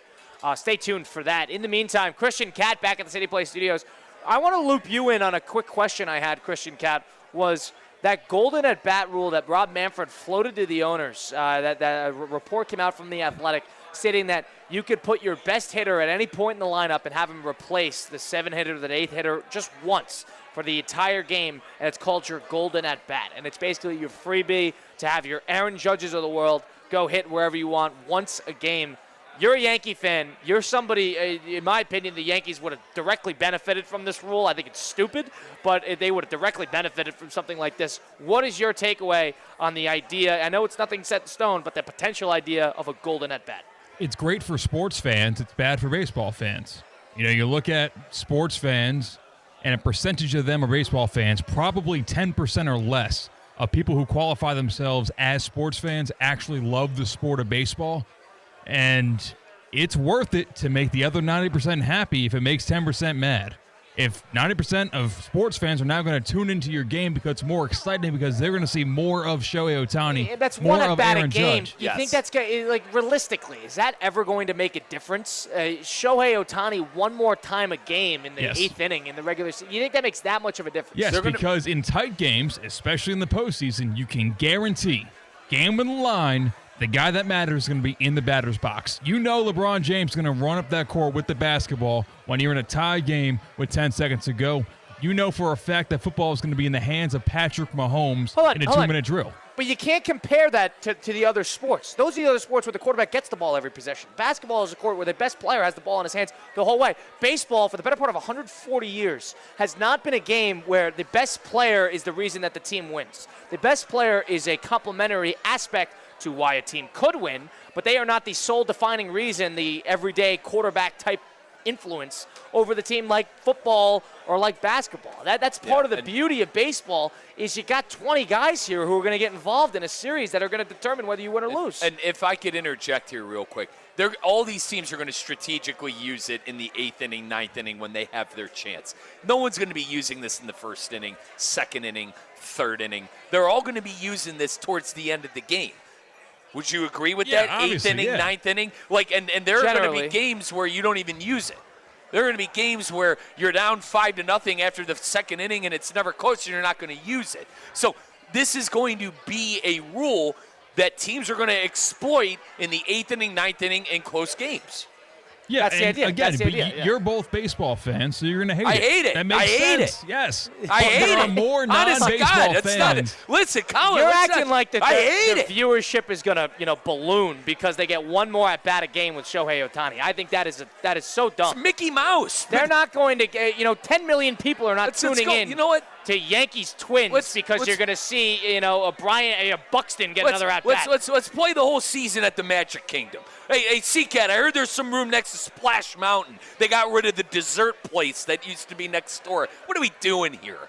I don't know. You say just one at bat a game. That's 2,430 more at-bats of stars rather than bums. And Major League Baseball would like everyone to see the bums. The bum. They want them to take a seat on the bench and get me more Juan Soto, get me more Aaron Judge. That's put why together they're a good doing team. this. Put together a good team. If you don't want to see your bums, put together a good team. Agreed. That's the new baseball fan that, I want to see the stars. It's all about the stars. That's the NBA. Michael, I'm not saying that I want this. I'm saying why it's going to happen. He's saying that you sound like that. He's saying you just alluded that you sound like that. C-Cat, I wasn't. Let me rephrase. I was not calling you out. For the people who actually want this garbage, we need their argument is that, and listen, I hear it. I'm the one who tells you the MLB has a problem promoting their players. I know this would technically help, but you are deliberately messing with the game here. You're deliberately messing with, in my opinion, the beauty of baseball. You're changing where the formula. It matters who your 8th hitter is. You're changing the formula. It matters who your 7th hitter is. Expand the playoff is not changing the formula because that's happened 100 times. The pitch clock is not changing the formula because you're still going through the same motions of the game. You're just speeding it up. The DH, you could argue changing a formula of the game, but the DH hasn't been a thing forever. So the only thing that has been a thing forever is the structure of a 1 through 9 lineup. That is the thing that has been the thing forever. And we talked about the pinch hitter. It's messing with the pinch hitter, too. And people, I don't see it from that perspective. I understand, hurting the pinch hitter, but the pinch hitter being that much of a pinch hitter. He's going to the bench. Yeah, okay.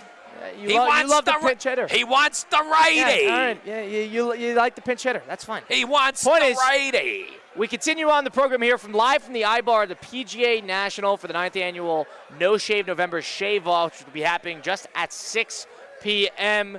Place is packing up. Everybody's got a nice suit on. I feel a little underdressed. Yeah, me but too. Nonetheless, having a good time here. Everybody seems to be in a good mood, ready for some beards to be chopped off. But in the meantime, somebody who does have a beard and somebody who got chopped off from their job is Matt Eberflus from the Chicago Bears, being out as head coach. Now the question lies in how attractive is that type of job? Where does it lie amongst the attractive jobs within the NFL that are going to be open? Some people are under the impression that this is the most surefire A1 job in the NFL. I sort of disagree with that. We'll get into that next. It's Russo and Rizzo on ESPN 106.3.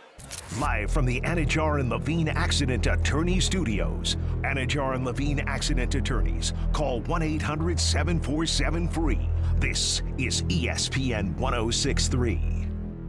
Hey, it's Josh Cohen. When you need auto repair, honesty and reliability are everything. Trust the home for honest, reliable service since 1970. St. Lucie Battery and Tire. St. Lucie Battery and Tire has all the tire and battery brands in stock for cars, trucks, RVs, marine, power sports, golf carts, everything. Major and minor service repairs, free tire pressure, battery checks. St. Lucie Battery and Tire, over 50 years in our community. And now with 18 full-service locations, West Palm to the Treasure Coast. Go to slbt.com. That's slbt.com. Good Greek moving and storage. Your superhero movers. It's the Good Greek Spiro. For the best move ever, go to goodgreek.com. Good Greek moving and storage. Your superhero movers. Hear that? The relaxing sound of ambient music in a yoga class. And if you were here, you'd listen to 15 people taking a deep breath in sync. But you're not here.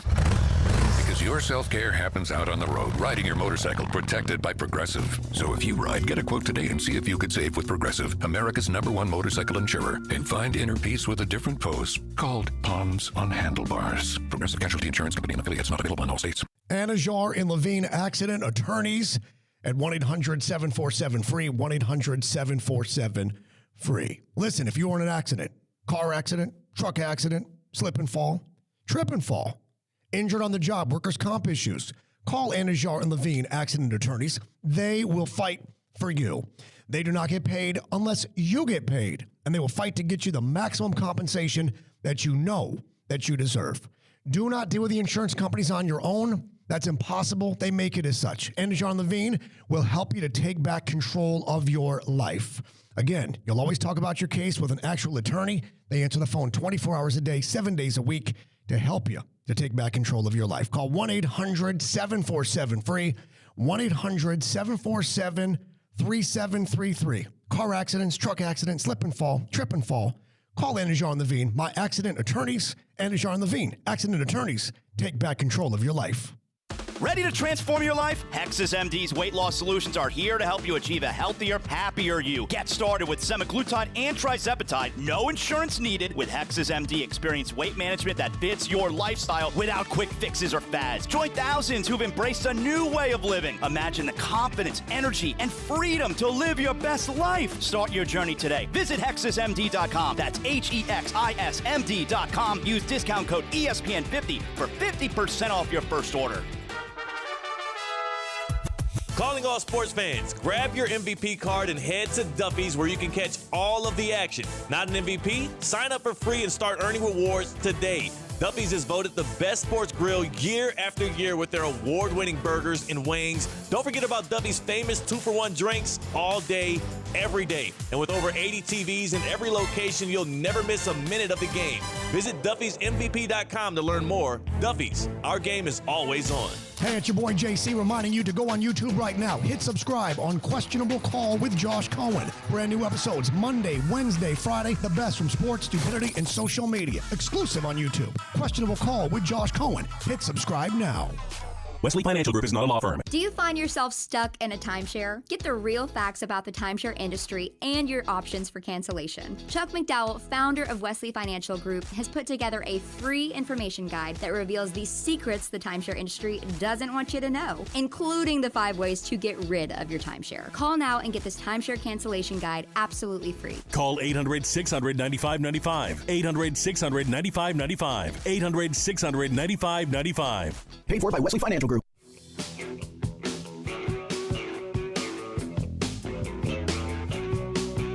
Let's get back to the Anajar and Levine Accident Attorney Studios. This is Russo and Rizzo on ESPN 106.3. If you got a beard in PGA National at the I-Bar right now, you are...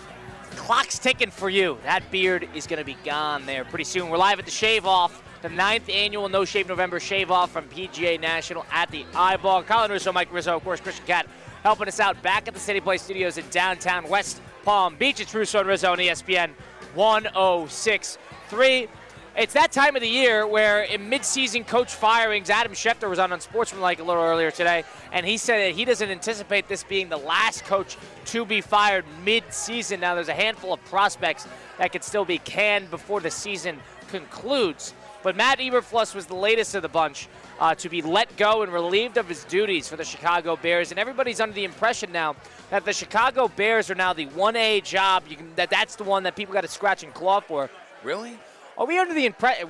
Really? Like, the way I look at it, too, is the general manager is still there. Right. And he has been relatively successful.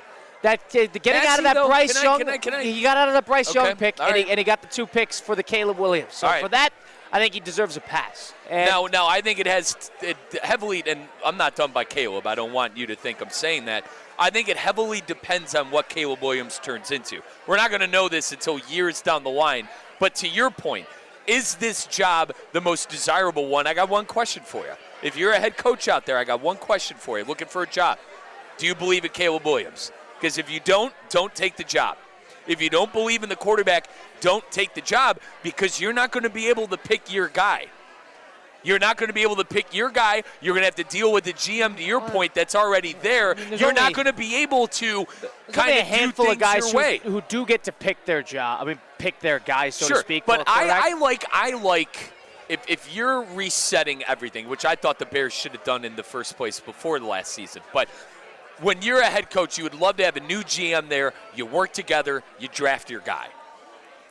You have to be all in on the Caleb Williams train. But that's why this job is more desirable because you don't have to do But we said the same thing for Caleb as a quarterback last year of, this isn't going to be your average number 1 pick stopping place as a quarterback, and it turned into be a nightmare. Yeah.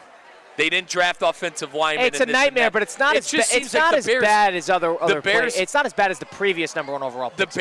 Okay, agreed. But the Bears are structurally, organizationally a mess. Yes. That's why I think that's where more of the argument is. Okay, fair enough. And that's why I think that this isn't a desirable job because you're going to be on your ass in 2 years. All right, now I disagree with. I don't think this is the most desirable job. I don't think this is a non-desirable job, period. This is a desirable position for obvious. Comparatively to what? Comparatively to the Jags, who are complete. And I don't even think the Jags is that bad of a job. The Jets, the worst type of job you could possibly get because you got to deal with Rodgers. That Saints, they're in cap hell. There's nothing you could possibly do to turn that team around in terms of free agency in the near future. Those are teams that But there's no expectation there, right? There's no expectation. There's expectation everywhere in the NFL. Okay, I don't disagree there, but I think you get more leadway with teams like that have nothing and are at the bottom compared to the Bears who want to win a Super Bowl next year. You have to believe in Caleb Williams. 2 things. They're not winning my 2 things, brother. They're not hiring the coach and saying you need to win a Super Bowl. They're not doing that. You have to believe in Caleb Williams, number 1. And number 2, you got to be aware of what has gone on in that building at Hallis Hall in Chicago for the last couple of years. And you got to know that you're probably not going to get a chance like you would at other places because they're quick to pull the trigger. I mean, quick to pull the trigger? What has he got? What did he get? 3 weeks? 3 years? I'm not saying he didn't deserve it. I'm not saying he didn't deserve it. You wanted him to get out earlier. They gave him a chance. The year before. They gave him a chance. The year before. So how are you saying they're pulling the plug quick? They gave him a chance. It's the other franchises that are quick to pull the trigger. So from that perspective, I disagree. Incompetence. Well, Eberflus was Now, I agree with the dark cloud organization, and sometimes you're just behind the 8 ball, and that's where that organization lies. That's the Bears. That, I 100% agree. You are in an uphill battle just to get to mediocrity because the Bears are just so used to getting in their own way. So there's that. Now, another problem is you don't know who's calling the shots. You got to make sure that you, the general manager, Kevin Warren, the president of the team, and ownership are all on the same page. That's a lot of moving pieces for a guy to just be a plug-and-play into that team. You're right. You have to agree with Caleb Williams, and you got to make that all work, even if you like him or you hate him. But it's a very stout defense already. You got enough free agents here and there where you could immediately go in and turn that franchise around fairly quickly. And you not necessarily in a brutal spot cap or draft-wise. Off of that alone, it's a pretty desirable job. Is it the most desirable job? I wouldn't say so. Now, if Zach Taylor, I don't think they're going to get rid of him, but if Zach Taylor gets relieved of his duties as the Bengals head coach, is that the most desirable job? I think it is with Joe Burrow, and I obviously got to re-sign Chase. I think it is with the quarterback. You need defense. You mentioned Chicago and the defense. Fine, I agree with you there. What would you rather go to? A bona fide stud quarterback already there, or more pieces than just a quarterback? Because that's what that is, right? You don't know if they have the quarterback piece yet. That's the thing. Burrow does. Burrow does. What I'm saying, all right, sorry, let me rephrase. Would you rather go to the Bengals or would you rather go to the Bears? It's that simple. I'd rather go to the Bengals because they have the quarterback in place who is a top 4, top 3 quarterback in the league. I'd rather go to that situation than the Bears where, do you have the better roster? Probably, but you don't have the quarterback. I'd rather go to where the quarterback is answered. Well, okay, but how about this year? The Bengals do have a quarterback. He's playing well, and they can't win games. So there's that. It's fixable, though, right? Because you have the quarterback. What's more fixable? Caleb taking steps forward and that offense starting to click, or that inept defense in Cincinnati developing more talent out of thin air? I personally, Colin, and this isn't me saying Caleb's going to be the bust, okay? I'd rather go with the proven commodity of Joe Burrow, knowing that he's the franchise quarterback, and fix the defense. Well, you can fix the defense in an off. Yeah, Colin, you can fix a defense in an offseason. I mean, sure. I agree. You need money now. You need money, which the Bengals don't have. If you re-sign Chase, then we have a conversation, right? If you re-sign T. Higgins, then we have a conversation. You can't sign one of those guys. You can't sign both of those guys and fix the defense. There I do agree with you. But I'd rather go with the Joe Burrow option than the So they should go get it, but it's also situational too. Does an offensive coach go into that Bengal job if it opens up and tries to do more of what Zach Taylor did, and they try to get a good defensive coordinator? Or does a defensive coach go in there, try to revamp that defense, and get a good young offensive play caller in there as well? That is a more situational job because the right type of guy has to go in there. I think any type of guy can go into that Bear job because they've went the offensive route with Nagy. They've went the defensive route with Eberflus, it's all failed. So you got to have a bit of a fresh start there, but the problem is there's still some underlying factors from the previous regime. Mm-hmm. That never works to me. And because of that, you're asked to do too much, in that you're trying to make too many relationships work. When you should kind of walk in and be handed the keys to the castle, you don't even know if you could drive the car. You might be in the passenger seat. You have no idea where it lies in that sense. Off of that alone, I don't think this Bear job is as desirable as people make it out to be. To the point that you're right. Caleb Williams, you don't know. The book's out on him. But it's organizational. It's a tripwire organization. It's booby-trapped. And you don't know who has the keys to the car. Off of that alone, good division. People want to talk about the talent. That talent turnover in the NFL is 2 to 3 years before you lose, other than a handful of guys. The talent turnover is 2 to 3 years. The Chiefs have a wide variety of different players now than they did 3 years ago. And except for their 2 to 3 guys. And to your point, I think the Chiefs are younger than we give them credit for. I know Kelsey's a little older, because they put their chips with Chris Jones, Kelsey, and Mahomes, and the rest of and McDuffie, and the rest of the roster. Built through the draft. Yeah, the rest of the roster, they're getting through the draft. That's where you're going to – the talent turnover should not be your ultimate sin. And then one more thing about the Chiefs. They didn't pay Tyreek Hill, and they let that corner walk. Who was the corner in the offseason? L'Jarius Sneed. There you go. And they have great organizational stability and management. The Bears don't have that. Off of that, now, granted, you're firing your coach. How many of those teams do have that? If that Patriot job opens up, I'd be surprised with Mayo because they've been playing pretty well. But if that Patriot job opens up, That's a job that, organizational stability has been pretty good. Does that seem like the Patriot way to fire Mayo after a year? Yeah, I don't know. You're there. You're there. I don't know. I don't think so. I don't think it's the right move to fire him, but I could see it. Wow. And it depends on who's going to go there. There's going to be a lot of openings, and whether that Bengal job is going to open up remains to be seen. That Jet job is by far the worst. Can we agree on that? No, not even close. Just because you don't know what Rodgers is happening with Rodgers, and you mentioned the talent turnover, that's about to turn over, in my opinion. The 2 to 3 years with Rodgers, the roster. Yeah. It's Rodgers and his buddies, and then about 5 or 6 23-year-olds that are very good at football. So that is the Jets. And Mike Tannenbaum's our pal, I know that, and he's in charge of figuring out that mess and getting that train back on track. Fair play to him. Best of luck, because I don't know if I could say that when you're on air with us, but that is not an easy job to No, sell. it's not. So and that's why I said it. I know C-Cat hates when I say it, but fair play to Mike Tannenbaum. Fair play to him. I wonder where he's going to go in that direction. I know, dude, right? What type of coach do you get? Dude, you got to find the next – well, I tell you what I like. I like the head coach play caller, and I know it doesn't work everywhere. I know that it doesn't work in specific places. Like, for instance, you talked about Chicago. They went head coach play caller. It didn't work. They went defensive coach. Didn't work. So what the hell do you do? I still go back to the head coach play caller because you look at the teams in the NFL right now. It has a higher hit rate. Yeah. That's the trend right now. Do you want to follow the trend? I probably would, Kyle. I'd probably go head coach play caller. Yeah. On the other side of things, D'Amico Ryans has been a successful coach. He's not a play caller. But he's also a former player. Is there something there? I think he's Maybe. a former player that's been in a locker room. He's a motivator. Room. He's a motivator. He's a defensive-minded motivator. And most defensive-minded coaches are former players. But there's coaches that are former players that are a disaster, too. I think Doug Peterson is a nightmare right now. That guy's a former player as well. Silver Fox, Super Bowl champ, Colin. I don't think that is a direct correlation, but it's the motivator. The defensive-minded motivator, the Harbaughs of the world and the D'Amico Ryans of the world, and Belichick when he was in his heyday. Those are the leader of men, Vrabel. Those are the guys who lead men down the tunnel, and you want to play for them. Or you get the offensive play caller, the Kevin O'Connells, the McVays, the Shanahans. Andy Reid. Andy Reid, of course, Mike McDaniel. Those guys of the world are more the tacticians and the strategic-minded guys. Those are the two levels of coaches. You don't really get in between. It's either you get the fancy offensive play caller who sometimes can motivate a team, or you get the guy that you know they're going to want to play hard for, but he's he's a leader above all else. Let me add another outlier here. The veteran head coach. I know you don't want to talk about him, but the Silver Fox is going to be up for a new job.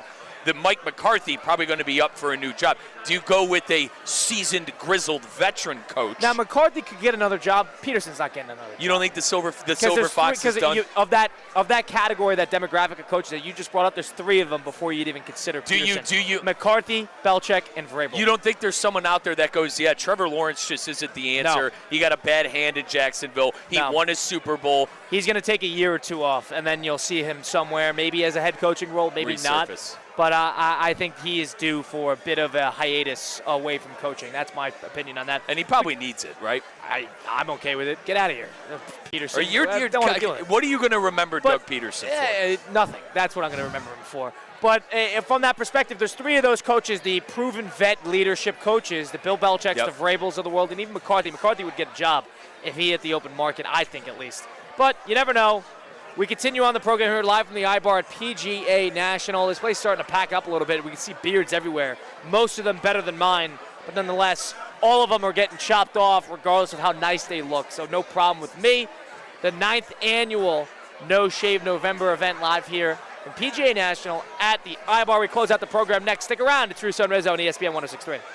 Live from the Anajar and Levine Accident Attorney Studios. Anajar and Levine Accident Attorneys. Call 1-800-747-FREE. This is ESPN 106.3.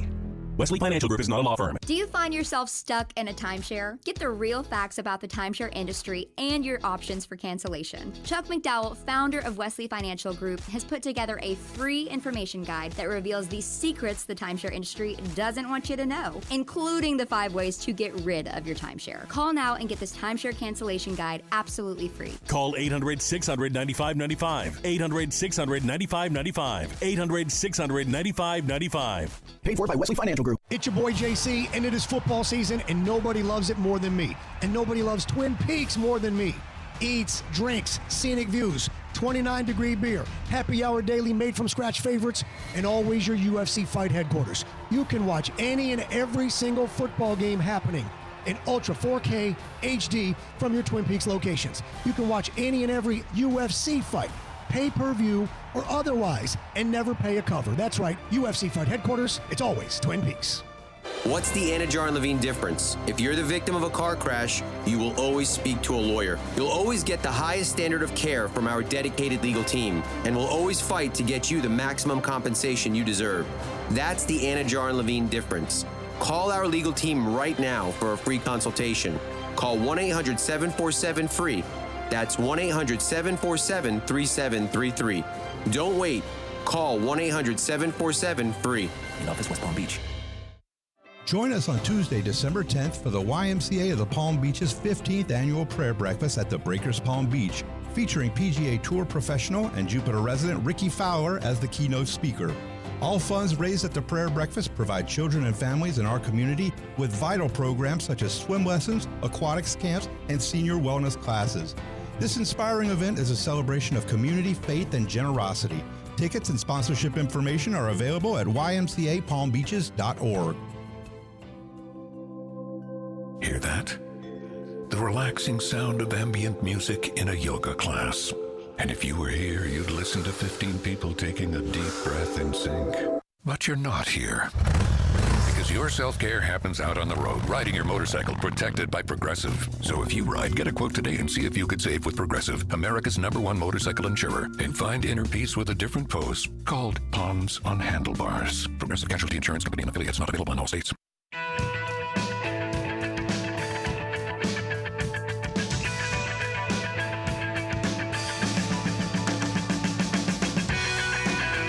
Is it perfect? No. Would I sign off on it? Probably wouldn't. But imagine the outcry because a guy is trying to do something to juice a game that needs to be juiced. And all the people that say this is like sacrilege, guess what? We got you. It's the young players, the young people. We don't have them. So we have to turn the ninth inning into an event where your best player is going up against the closer. And you see no value in that because nothing can change in baseball because it's not a sport, it's a religion. You all have to get your heads out of your butts to jump a guy for trying to make a legitimate change or thinking about a legitimate change. Even a guy I love, Howie Rose. This has got to be a joke. No, the loss of baseball eyeballs. That's a joke, Howie. Let's get back to the Anajar and Levine Accident Attorney Studios. This is Russo and Rizzo on ESPN 106.3. I believe that was Michael Kay on the Michael Kay Show from ESPN New York talking about Rob Manfred addressing the potential ad of a golden at-bat where he can input any player in the lineup or his best player in any point in the lineup once a game. So Aaron Judge can go hit at the 8th spot late in the game in the 9th inning to go against their closer. And it's seemingly evidently that Michael Kay is pro this change. Now, he said one thing that I agree with. You can't necessarily, pound Rob Manfred for trying to make a change when everybody's saying that baseball is getting outdated. That, there might be some truth to that. But going back to my earlier point, what problem does this address? Baseball 9th inning does not have an issue. It never, in a tight game, it does not have an issue in terms of intensity. Baseball has its own level of drama and suspense regardless of who's at the plate. Can I ask you something? The last time I checked, Colin, the MLB playoff ratings do better than the NBA playoff ratings, right? Relatively, yes. So okay, all right. What should we do to fix the NBA? What do I got to do? You mean you got half an hour? What do I? But why is this only baseball? Like, obviously the NFL is king. I understand that. As you call it, bulletproof. Couldn't put it better myself. But why is this only with baseball? Why isn't it with the god-awful NBA that's barely doing $1 million on their games on Monday night or Tuesday night, whatever the hell they play? I don't even know anymore because I don't watch. All right, I just checked my fantasy team. I'm sick of baseball being the butt of every joke when the NBA is clearly struggling with viewership as well.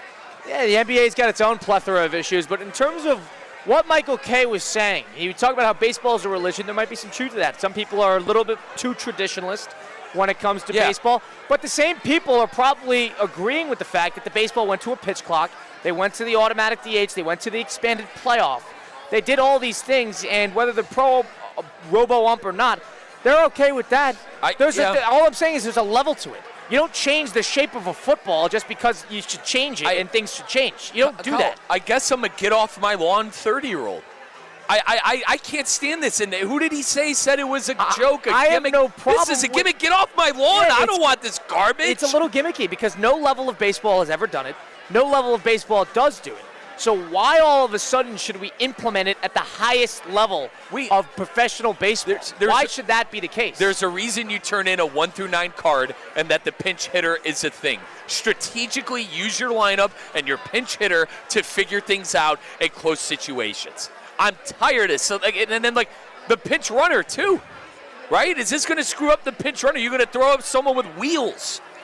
And are you going to throw to lead off an inning? Are you going to throw up your fastest hitter in the ninth? Are you going to use it that way? You could just pinch hit. If this guy gets on base, you could just pinch run. So let me get this straight. Just because you guys don't understand the rule doesn't mean it's a bad rule. We get a What don't we understand? What don't we understand? Maybe I'm speaking about one guy in the room right now with you. Oh. But what about pinch runners? Well, they're going to figure that out.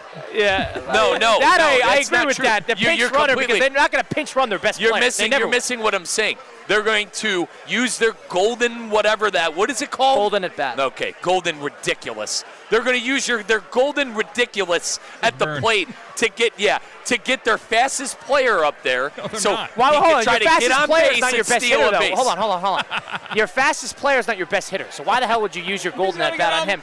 Use it on your best player. Your best player will get on base, and then if he gets another guy to advance a bag, then you put your fast guy on there. They're going to find loopholes around this garbage. They're going to because then you can't pinch run your best player because then your best player can't go hang at on, bat. if you have a golden at bat, you can't have a pinch hitter. How about this? Here's what I would ask. You're not allowed to have the pinch You want to hitter. ask an actual logistical question that makes sense? Your best hitter is your 2 spot, your 3 spot. All of a sudden he gets on. You pinch hit him or golden at bat him in the 9th inning or as their 9 hitter. So he gets on base. He goes on to first. He advances over to the 3rd, and all of a sudden the 1st and 2nd are on. Who's hitting? You pinch run then? You get an automatic pinch runner? You put the guy who was supposed to come at bat on base. That seems pretty easy. And then here's your loophole that I was talking about. You pinch run slower than molasses in January for Dave Roberts, who's on the bench, ready to. You're so infatuated with the pinch run. The pinch runner's not the biggest part of this issue. They are going to exploit it. They are going to exploit it. You heard it here. They're going to find ways. You just said that they should put their pinch runner on the bag at home plate to hit because he's fast. They're going to put their fast. If they did that, they would do that anyway. They're going to put can pinch run him anyway. They can pinch hit him anyway. They're going to put their leadoff hitter for the golden at bat so they could get a guy on base, steal a bag, and immediately have a runner in scoring position. So you're on my side, right, Colin? You want the rule? I don't want the rule. This rule is stupid, but I don't agree. I'm not following Mike's train of thought here. But the one thing I'll say is why you're addressing a problem when you make a change to a league. The NBA has a regular season issue in making guys try, which is why they're changing the All-Star game, which is why they added the in-season tournament that nobody watches with a financial incentive. That's why they do that. The NFL makes changes due to guys getting hurt. That's usually the reason that they will make major changes to the league. MLB, what is their problem? Offense is an issue, but how do you fix the offense? You could lower the mound. You could do stuff with that with the baseballs. You got rid of the sticky stuff, so you're making changes in that actually makes sense. Now, who is arguing that the 9th inning is missing some pizzazz? Who is saying that? Nobody watches a baseball game and thinks, this 9th inning could really use a shot in the arm in a close game. Nobody says that. Nobody says that. Every pitch has a lot of drama. If you're trying to get your star player in the limelight more, who's to say that's even going to work? There's a reason why Fox put Shohei Ohtani up in 6 at-bats, so that people who don't really like baseball that much stick around to see Shohei Ohtani. That makes sense, but you're not doing that just to acquire a viewer. Yeah, and you're doing it to address. But you're doing this to address a problem, and if you acquire a viewer in the process, that's a good thing. There are plenty of people who don't like the NBA. There are plenty of people who don't like the NFL. I don't agree with the fact that it's such a needle mover that it's going to attract a ton of eyes. I don't agree with that. It bothers me that baseball is the only ugly stepchild in the building. All right, the NBA has real issues, and no one's trying to fix. And no one's trying to fix the NBA. So what? You shouldn't be mad at baseball for trying to fix baseball. You should be mad. Like what? Yeah, and the NBA is making. They know there's a problem. The thing is, the NBA just doesn't want to admit it because they have a big. One problem. Just because there's one problem doesn't mean the other one can't exist. They're not an all-ruling sports dictator that decides to focus energy. No, they can it's take always care of their own Yeah, because they got their own commissioner and they got their own league office. You damn well know it's the MLB is always the no one's watching this. That league. maybe okay? in the eyes of social media and MLB. Fine. Sorry. If that's a problem here, then let's diagnose where that's coming from. That is not coming from Aaron Judge not going up in the 9th inning against their closer. That's because they don't market Aaron Judge nearly enough. And whether you think that leans into the fact that there's a golden at bat and whether that's going to implement better marketing strategies is a whole other conversation. But they don't market their stars well enough. Baseball is a game that is reliant on the team. It is supposed to be a sense of regionality to it. It's not a sense that you're supposed to follow the star player like the NBA, heck, even in football, like that. That's where you follow the actual star, and you could have a fun time following your favorite quarterback. Baseball's not like that. It will never be that. It will never be you just follow Aaron Judge just to follow Aaron Judge because he only has 3 at-bats a game. Baseball is you have to follow the team. That is something you are never fundamentally going to change about baseball. And if you're going to address a problem to make it change, fine, do it. The robo-umps, there's a legitimate argument to the human error and whether you think it's a good thing or a bad thing in baseball. That's more of a traditionalist argument. I just do not see the level of the improvement that the Major League Baseball is going to see by implementing something so dramatic and so unprecedented in all of baseball. Not just professional, all of baseball. Youth, up till teens, high school, college, minor leagues. This has not been tested. This has not been an idea that has been floated overseas. This is not that. This is something that's completely out of left field. And you're going to put it on the main stage immediately? Go test it somewhere and see if it works then. How about this? The NBA will implement the trump card. For 2 minutes, their best player is not allowed on the court. Your player of choice. That'll fix the NBA. That'll make people watch. All right, so what are you saying here? You're doing the opposite, Michael. I'm trolling, Christian. You could play the guys with substitution. Guys, I'm trolling. Imagine this. You're a general this is sports fan. ridiculous. It's not a conversation. No, the golden at bat is not a conversation. I understand the argument that, the casual fan who is not going to watch a team for a team or a game for a game is going to want to watch Alex Verdugo against Blake Trinan late in the game and is going to get something out of it. But even a baseball fan who's not an Angels fan, I'm not going to stick around for an Angels game with the slim chance that Mike Trout's going to come up with the bases loaded in the bottom of the ninth. I get a notification that the Angels are within 3 runs, and I know for a fact that Mike Trout's coming to bat. I'm going to turn that game on because I care about one of the best players in the game. I want to see him in a big moment like that. All right, couple holes in the argument. Number 1, Mike Trout would not be playing. He would be hurt. Number 2, the Angels would not be playing in a big game in July that you care about so much that you're going to tune into the 9th inning. You're talking about attracting eyeballs. That is not the type of eyeballs you want to attract. You wanted somebody to watch the game, not tune into a half inning just off of the golden at bat. That is not the type of traditional viewership that you should try to be attracting. I don't even know if that's counted in the Nielsen. That's the one thing I'll say to that. So how about this? In the NBA, free breakaway, the breakaway trump card. If he goes through the legs and dunks it, you get 5 points. That'll fix the NBA. I'm going to tune in. To CCAT's point, I'm going to tune in because I want to see it through the legs dunk from a great player. CCAT's talking about such of a great idea this is when he's only going to tune in for 1 at bat the entire game, saying it's going to fix baseball. I don't agree with that, too. Ridiculous. If you're only going to watch for 1 at bat, then you're not going to be watching baseball just because of the golden at bat. Nobody is tuning into baseball so adamantly on their ESPN app that they're going to wait for the golden at bat just so they can tune in.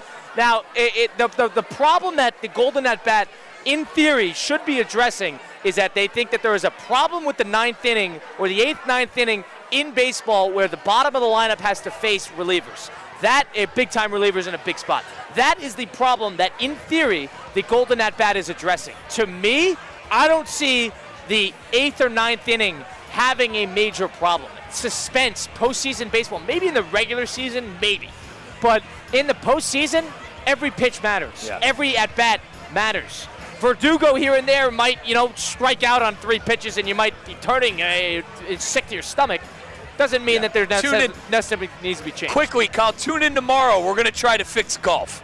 We're going to try to see how we can fix golf coming up tomorrow. I'm getting my beard shaved at PGA National for the live shave-off. It's been Russo and Rizzo on ESPN 106.3, sending you off into your Wednesday. Stay happy, stay healthy, stay focused. It's Russo and Rizzo on ESPN 106.3.